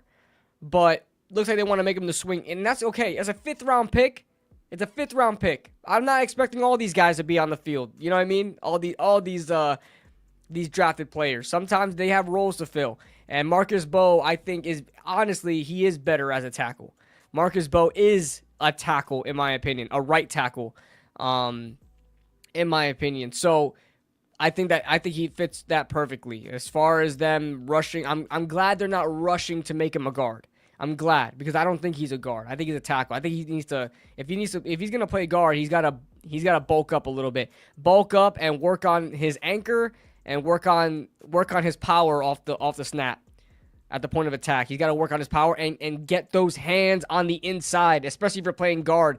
Get those hands on the inside shoulders. That's something Marcus Mbow struggles with. So he has a lot of work to do if he's going to be a guard at the NFL level. But I'm okay with him being a tackle. Let's go. He is a tackle. In regards to, so you now have 4 quarterbacks, a rookie who you're going to try and develop, right, who's a 1st round pick, and then 2 other quarterbacks who are going to need to learn the system. How do you plan on going about making sure that they get enough reps, and how do you and developing your young quarterback at the same time? Sure, fair question. You know, we'll have a plan for that. We're working through that. You know, we kind of did that a little bit at Buffalo with Josh in terms of the initial plan of how we wanted to approach it and the reps that we needed to take and the things we wanted to see him do. And, you know, Jackson will get a fair amount of reps, you know, with the threes, and, you know, maybe you'll see him in there, sprinkle him in when he doesn't know that he's even supposed to go in there, and just to see how he reacts being in a different atmosphere. He won't know when or why, but I like that. And then continue to work with, you know, with the 2 older guys. So again, it's a little bit unique. I like that. Like, just randomly when in 1st team reps, right? Randomly they're having training camp. 1st team reps. You got Russell Wilson out there driving. He comes off for a drive, and then Dable says, "Hey, Jackson, get in there. Jackson, get in there. Run with the 1st team." That would be pretty. That's pretty cool. Similar enough to what he did with Deonte Banks. Do you guys remember when Deonte Banks got drafted, how much Brian Dable intentionally wanted to bully the hell out of Deonte Banks to make him tighten up? He was struggling in training camp, struggling. Cornerback is one of the hardest positions to convert to into the NFL from college. He was struggling. But then you go on to the season, man, it makes me sad about Deonte Banks, man, because he had a pretty good, in my opinion, a decent rookie season that he could build off from. Really decent rookie season he could have built off from. So it makes me sad. It makes me sad that the season he had in his sophomore. But because you got two quarterbacks that are just learning our system, so they've only had 4 meetings. So by the time Jax gets here, he's not going to be too far behind where you got, sometimes you got guys that have been in there for 3, 4, 5 years. And it's good with Tommy in there because he has pretty good familiarity for what we need to do. So they have good chemistry in there right now with Shea and Calf when they're in there and they're talking about things. And, they give their input from the experiences that they've had. And Tommy gets input of, this is how we've done it. And it's been good. So we'll add Jax to the mix and, we'll have a plan to work with him each and every day. You're not a big snacks for you like Snacks? Snacks for Oh. like reps. Yo, is Dable, and that's another thing I noticed, is Dable getting his weight back? Or am I bugging? Or maybe it's the beard that makes it filling out his face. Is Dable getting the weight back? He's at snacks? Snacks? Disagree with you that strongly. Yeah. Like reps for your back quarterbacks during the regular season, like do you have to adjust that when you have a rookie quarterback to make sure that you find a way to, if he's not playing, to get him? Yeah, we'll talk about that when the times come. We'll focus on phase 1 and phase 2 and phase 3 and then training camp, and there's some time for that. But we'll have a plan. We'll have a plan for not just him, for all the guys that are young guys coming in. But that's that'd be an important plan for Jax, and I look forward to executing that plan with him. Damn, that's loud. All right. So that was them breaking down.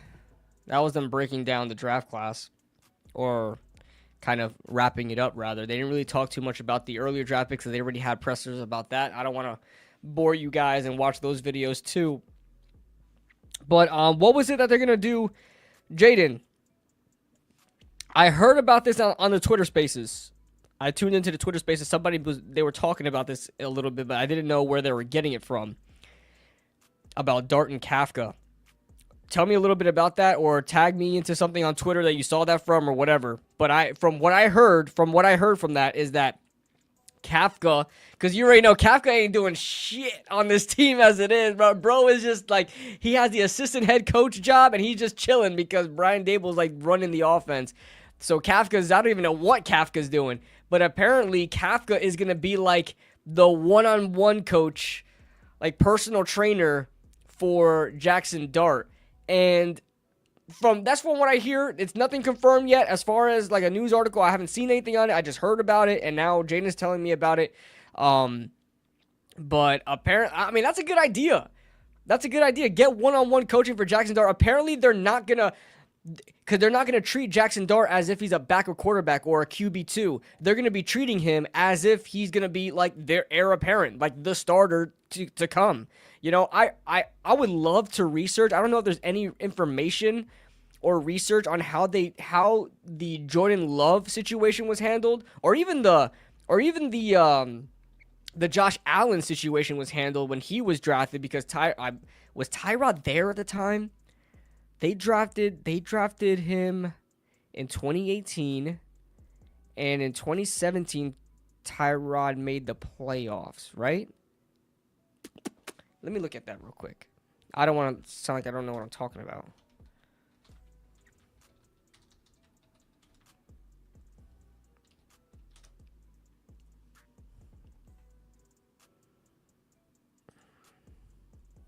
Shout out to Tyrod. He played for all 3 New York teams. That's crazy. Okay, no, he left. He left in 2017. So, Bills 2018 roster. Was Josh Allen a day one? He was a day one, wasn't he? He was a day one. Okay. He only threw for 2,074 yards. Was he really a day one with 2,074 yards? Let me look at the hour, lads. Was he really a day one with only 2,000 yards? Like, just barely 2,000 yards? Either way, I would love to see how they handled the Jordan Love in Green Bay, sitting him for 3 years. Did they do something similar with that, where he wasn't treated as a backup quarterback? He was treated like a starter to be. You know what I'm saying? You guys catch what I'm saying there? Treated like a starter, but like not. You know, they're getting him ready in a different way than a backup quarterback would get ready. Because one thing I saw, AJ McCarron started the season. Holy crap. AJ McCarron started the season. You guys remember that name? Holy moly. Alabama. And Nathan Peterman, the great Nathan Peterman, was there. I remember that. But that's good, you know? I would really be intrigued to see how they handle the Jordan, because Jordan Love was ready. One thing I was saying, Kurt Warner. Let me see if that's there. It was Kurt Warner. I don't think Rich Eisenshow would copyright me, right? Kurt Warner on backup QBs.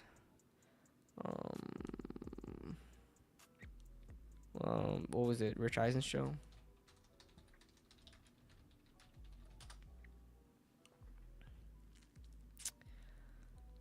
Oh my god, I'm gonna have to like go through this. Needs another league. Because he was talking about, Kurt Warner was talking about how backup quarterbacks, they don't prepare the way that starters. Okay, we're going to watch this video together, actually. We got something to watch together, guys.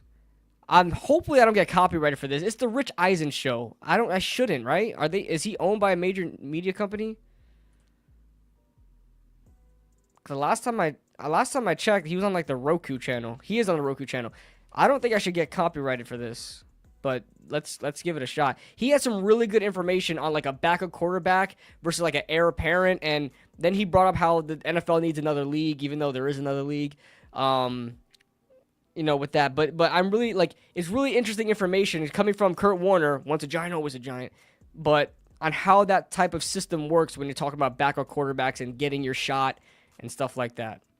So I want to watch this, and it'll give you a little bit of better insight to how that works. I like being in my comfort zone. When somebody's rocking something that they like, they're confident. No, not this.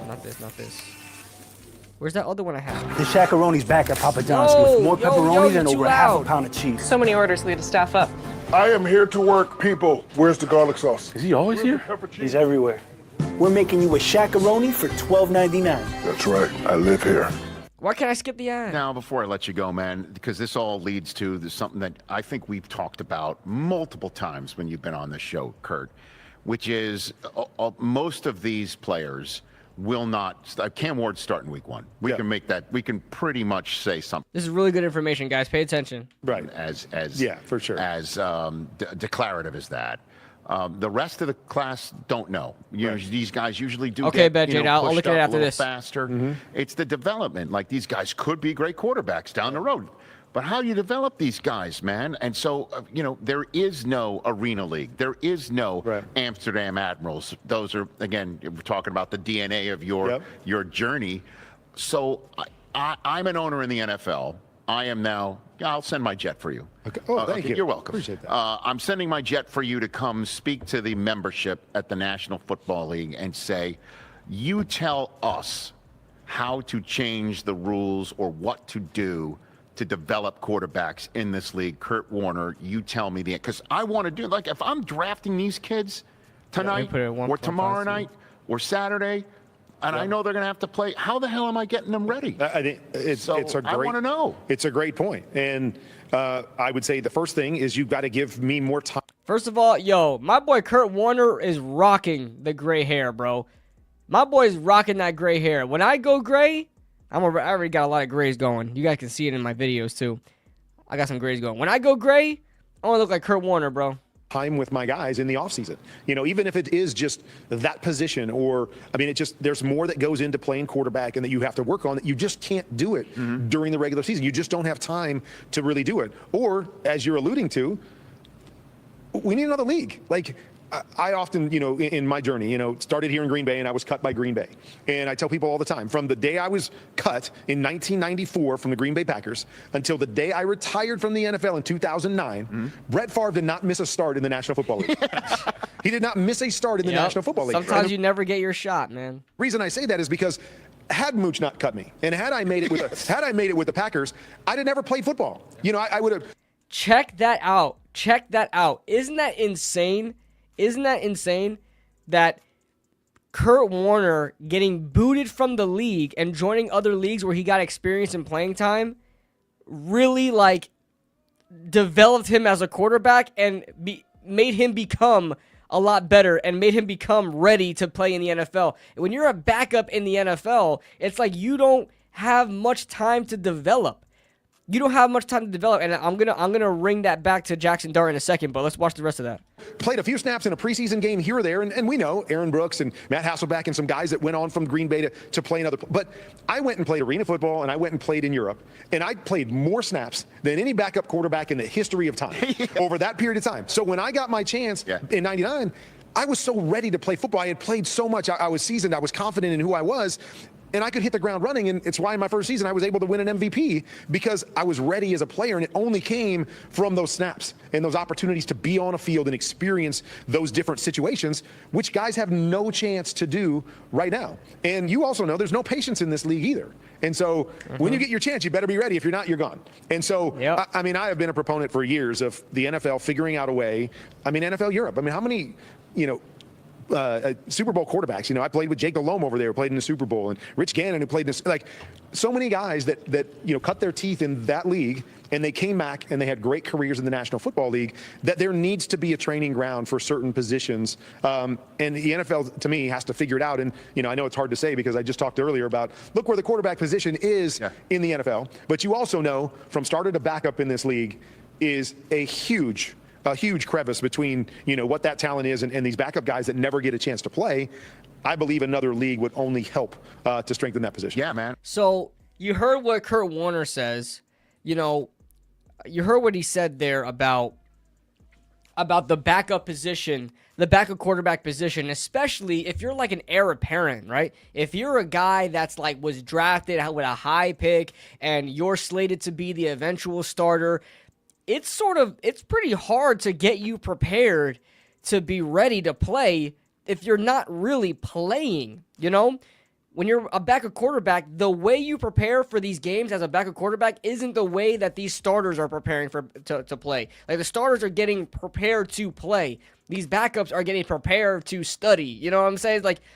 It's harder. So that's why when I heard that rumor that Mike Kafka was going to be a hands-on, one-on-one personal trainer, his job is going to be to groom up Jackson Dart, I'm on board with that, man.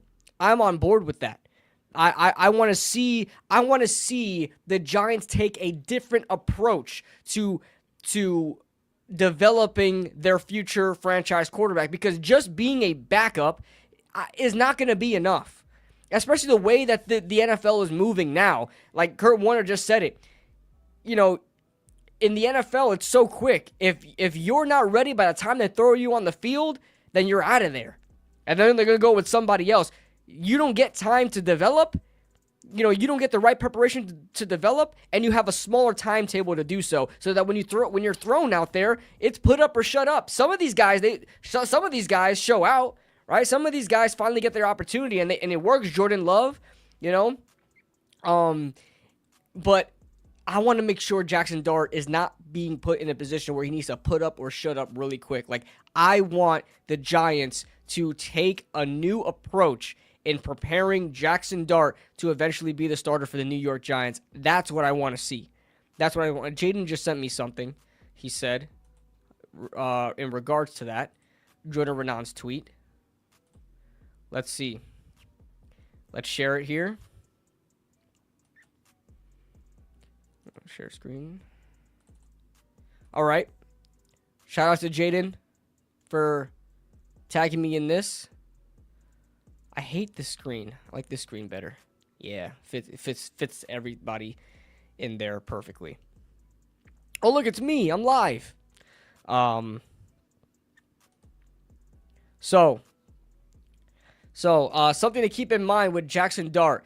Mike Kafka was in charge of Patrick Mahomes' developmental program as a rookie in Kansas City. Oh, I didn't know that. So Mike Kafka is going to have like the same role. Can see him in doing something similar with Dart, and the Giants have spoken to people who interviewed Kafka for jobs, and they said his plan was very impressive. His plan? But how is it his plan? It's more like the Giants' plan. Is it his plan to develop Jackson Dart or develop quarterbacks? I'll tell you what, though, I'm very impressed with Mike Kafka, his professionalism. You know, he's kind of been shafted by this organization a little bit, and Brian Dable. But he's taking the right approach to it. He looks like he's a team guy, and he's gonna do whatever he can for that to help the football team. And it looks like I didn't know that. I did not know that he was like a hands-on guy in preparing Patrick Mahomes. Now, this is very similar, right, to Patrick Mahomes' situation. Patrick Mahomes was drafted 10th overall. The Kansas City Chiefs traded up to get Patrick Mahomes. They got him. He wasn't the starter. He was already being put onto a decent team.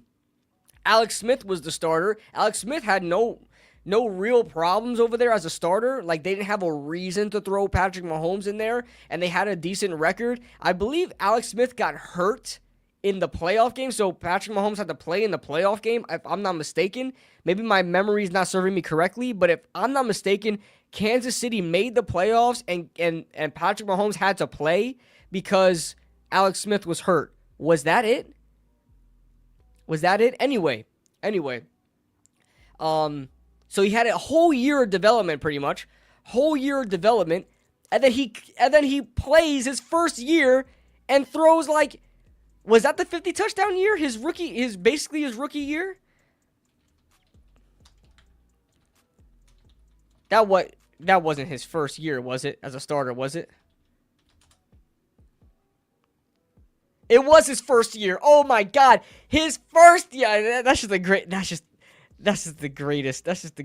freaking, hold on.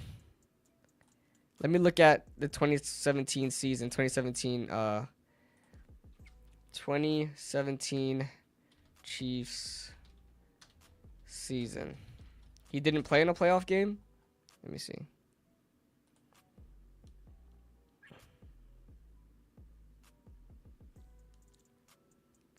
Oh, I remember that Titans-Chiefs game. That was the game that Marcus Mariota threw a touchdown to himself. Oh, okay, no, Alex Smith played that. Why did I think Patrick Mahomes went in that game? Or did he go in the week? I think Patrick Mahomes did. I think Mahomes did appear in 2017. He did. He threw for 281 yards and an interception. Was that the last game of the season then? It wasn't the playoff game. Maybe it was the last game of the season. No, he played. He had 284 yards. He played. But I'm thinking he played in like a game that didn't matter. He played in the last regular season. Okay, that was the game that I was thinking about. It wasn't the playoff game. That was the game I was thinking about. My fault. That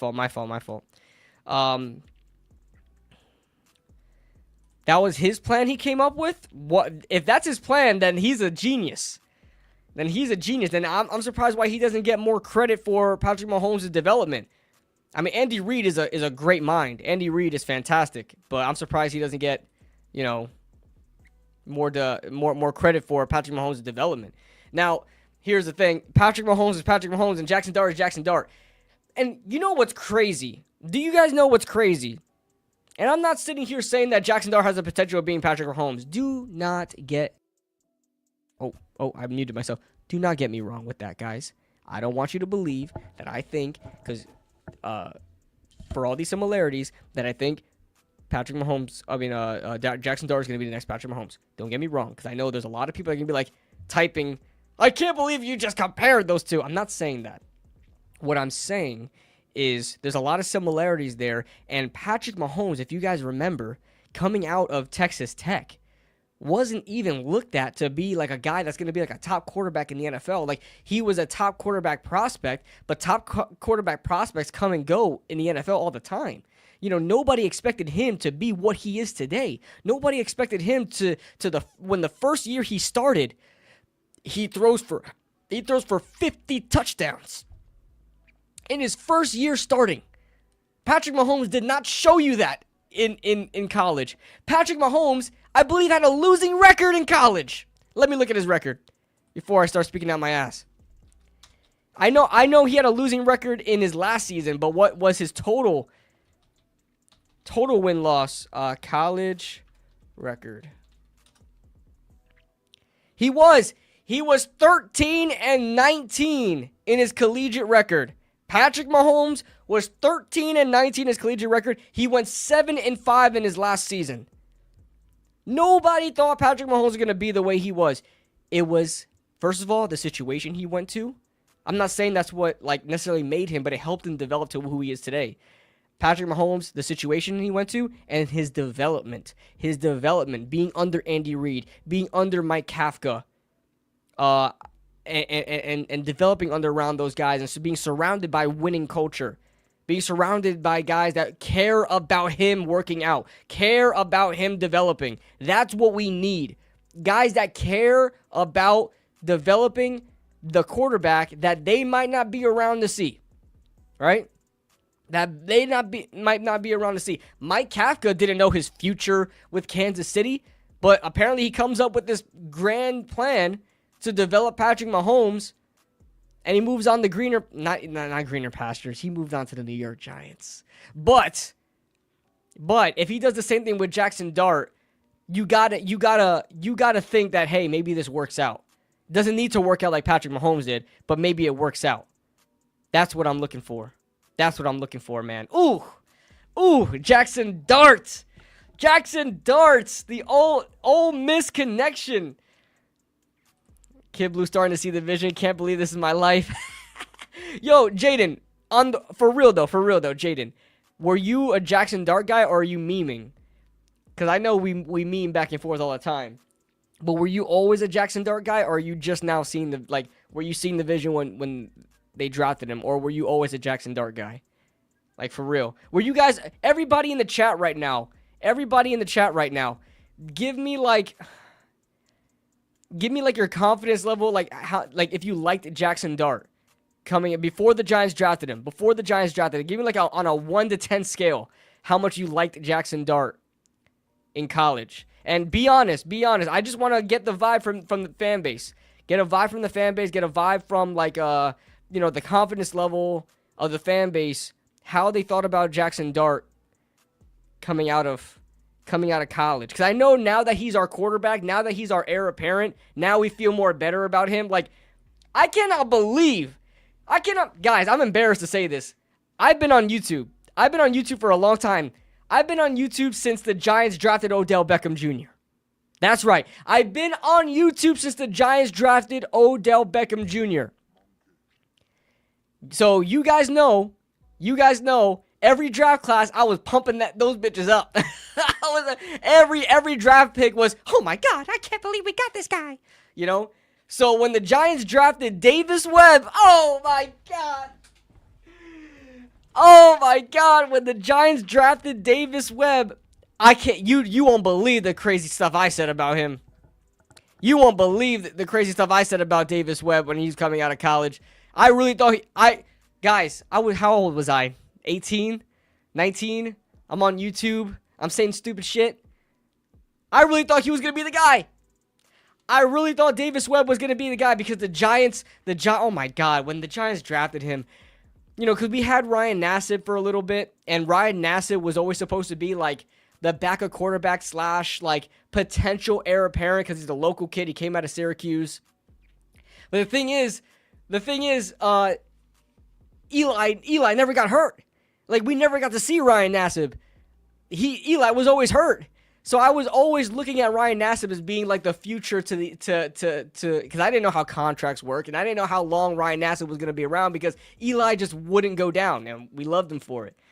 So when the Giants got Davis Webb, I'm like, yo, I'm looking at his highlights, like he beat, like Davis Webb apparently beat Patrick Mahomes and Baker Mayfield at Texas Tech or something like that, or craziness. But I'm looking at the film for Davis Webb, and I'm loving him. I'm boosting him up. He's going to be the next guy. And then the Giants go ahead and get Kyle Lauletta. And I'm like, maybe Kyle Lauletta could be the guy. He had a second-round grade with a lot of draft prospects. And we got him in the third round. He was a steal of the draft. Oh, my goodness. Oh, my goodness. Oh, my goodness. So, I know what it's like to have your favorite team draft a player, especially a quarterback, and you just fall in love with him. Because he's now your quarterback for your team. You're envisioning him throwing touchdowns and leading a legacy for your favorite football team.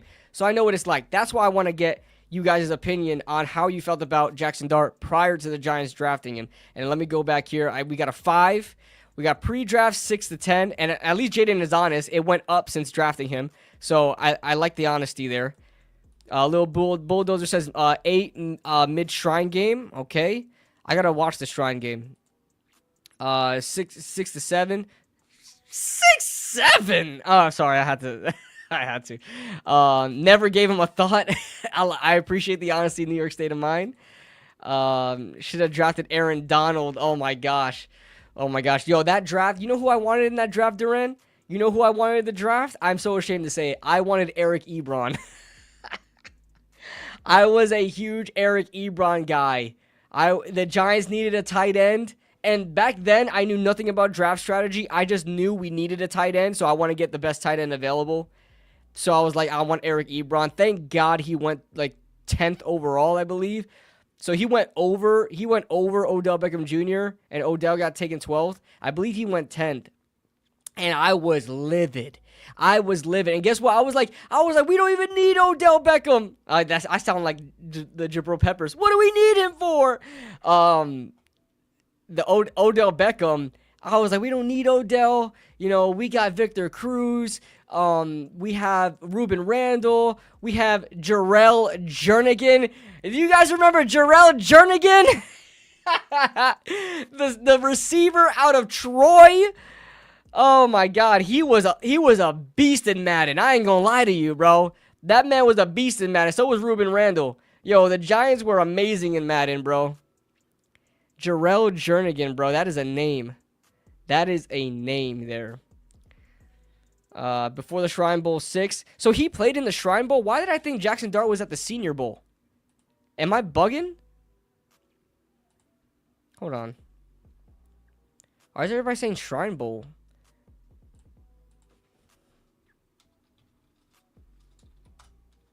Of course. Hold on, guys.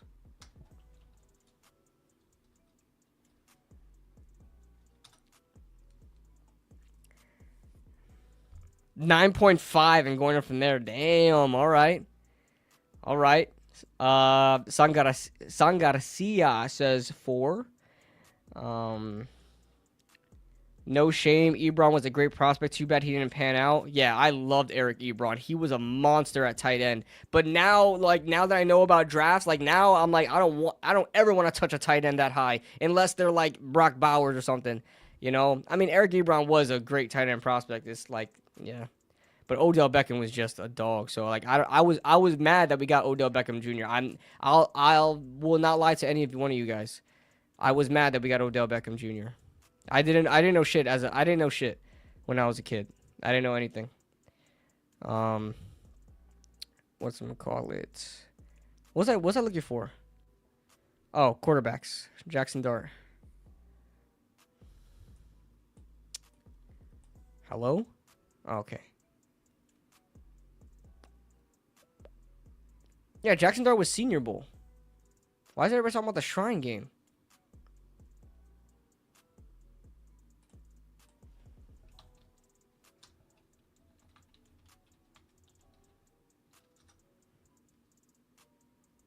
Yeah, he played at the Senior Bowl. Everybody's talking about the Shrine Game. I think maybe you guys are talking about the Senior Bowl, but you calling it the Shrine Game. But it's different. The East-West Shrine Game is different than the bowl game. Than the Senior Bowl. But yeah, I'll be honest with you guys too. When it comes to Joe Schoen and Brian Dable, they bought themselves time. I know a lot of people said that Joe Schoen bought himself time. I think Brian Dable did as well. Now, of course, results are always going to take into effect. Like if this team wins 3 games again, these guys ain't remaining. But if that Giants team, this Giants team shows something this season, they win 8 or 9 games this season, which I think is a huge possibility. I know the schedule seems more difficult this season than the past season, but our freaking roster is way better. Let's be real. We rejuvenated like most of the positions that we needed to rejuvenate or needed to revamp. Like we did that. So, the Giants can very well have an 8 to 9 win game season. 8 to 9 win season. So if the Giants do that, even if they don't make the playoffs, it's gonna instill a lot of confidence into this fan base, organization, the front office, where upper management, like the ownership, John Mara, Steve Tisch, are gonna be like, all right, we're gonna keep these guys for a little longer. And I'll be honest with you guys, I want them to stay. I want to see what they want to build here. You guys seen this draft class. It was a freaking masterclass. I want to see this through, man. I want to see this through. I don't want these guys to be fired, and now we have to go through a different philosophy with different coaches, different position coaches, different offensive coordinator, different defensive coordinator, different GM, head coach, and then we start all over again with guys that are from the previous regime. Like they're building something here. I don't want to let that go yet. I really don't. I want to see this through. I'm split 50-50 on his ability to be successful. However, they moved up to get him. He is a 5. Yeah, like I said, I'm split on Jackson Dart as well, but they believe in him, so I'm going to give him grace. I still think they make the playoffs. It's going to be hard, man. The NFC is getting way more competitive now. The NFC is starting to look as good as the AFC did a past couple of years ago. Like now teams are getting their quarterbacks. Washington is a legitimate threat in our division now, where they were always a team that we beat up on twice a year. Even if we suck, we found a way to get 2 wins out of them. Now it's not going to be that easy. Now it looks like the Cowboys are going to be a team that we can beat up on if, we are a team to beat up on anybody, Right now, we haven't proved a thing. We look good on paper, but we haven't proved a thing. Let's get out there and let's work. And let's see if we can beat the guys in our division, because I don't even want to talk about playoffs if we can't beat the guys in our division. We gotta get over that bridge first. Because you guys saw it in 2022. Yeah, we beat Minnesota, but what happened when we faced a division opponent in the playoffs? We got our asses kicked. The same way we get our asses kicked by our division opponents in the regular season. You gotta find a way to beat these guys. And that's what's going to matter. But Lil Bulldozer says, I'm sold on Russell Wilson. To be honest, I really think he's going to make Theo look great. I think he's going to make Theo look great. I think Malik Neighbors, if you thought his rookie wide receiver season was great with 1,200 yards, with Russell Wilson, the moon balls that he throws, and the gunslinger mentality that he has, like, Malik Neighbors is going to get production. I think the offensive line is going to look a lot better because Russell Wilson made money by evading pressure back in Seattle. Like, so much. I don't think you guys understand this. Why I thought that Russell Wilson was the perfect quarterback for what the Giants are right now, right? An offensive line that looks better but still struggles. Do you guys understand that Russell Wilson was so good under pressure in Seattle that the GM, I think it was John Schneider this whole time, the GMs and front office in Seattle just had the worst offensive line you can think of. They did not care about upgrading the offensive line? Because Russell Wilson just did it. He worked magic. He won a Super Bowl with a terrible offensive line for years. It wasn't until Russell was getting a little bit older and he was getting tired of the BS. And he said, like, if you guys don't upgrade this offensive line, I'm leaving. And you know what they did? Didn't upgrade the offensive line, and he left. That's the reason why he left. He didn't have a great supporting cast. That's the reason why things went bad for Russell Wilson and the Seattle Seahawks, because they wouldn't upgrade the offensive line. But he made his money. He went to 2 straight Super Bowls with a terrible offensive line. You know? So, I think Russell Wilson's going to look a lot better than any quarterback has behind this offensive line in a long time. In a long time. Like, think about Daniel Jones's best games are gonna be Russell Wilson's, like, I would say regular games. I believe in Russell that much. I believe in Russell that much. If Russell can take care of the football, I believe in him that much. That he's gonna make everybody better. He's going to make everybody better. But yeah, guys. I'm going to wrap this up now, guys. I've had a lot of fun. I'm going to start watching more film. I'm watching a lot. JD2. JD2. Yeah, we have 2 JDs in the division now. Jackson Dart and Jaden Daniels. Okay, we got 2 JDs. I wonder what number he's going to have. He's not. Whatever number he gets in the preseason, he's not going to keep. He's going to try to he's going to try to get 2 somehow. I don't know if Deontay Banks is going to relieve that. He's going to try to he's going to try to get 2. Yo, if Deontay Banks has to change his number again, bro, that's insane. Bro went from 36 to 25 to what was it? 36 to 25 to 3 and then now to 2. So, that's crazy. That's crazy. That's crazy. So, all right, guys. I'm going to wrap this up now. Had a lot of fun. Four's retired, though. 4's retired. They were talking about Cam Skattebo getting 4, but it's retired. Yeah. All right, guys. I'm off this. Have a great night. The Giants had an amazing draft. I'm going to get to work now. And yeah. We'll see you guys very, very soon. Thank you guys for joining in. Have a good night.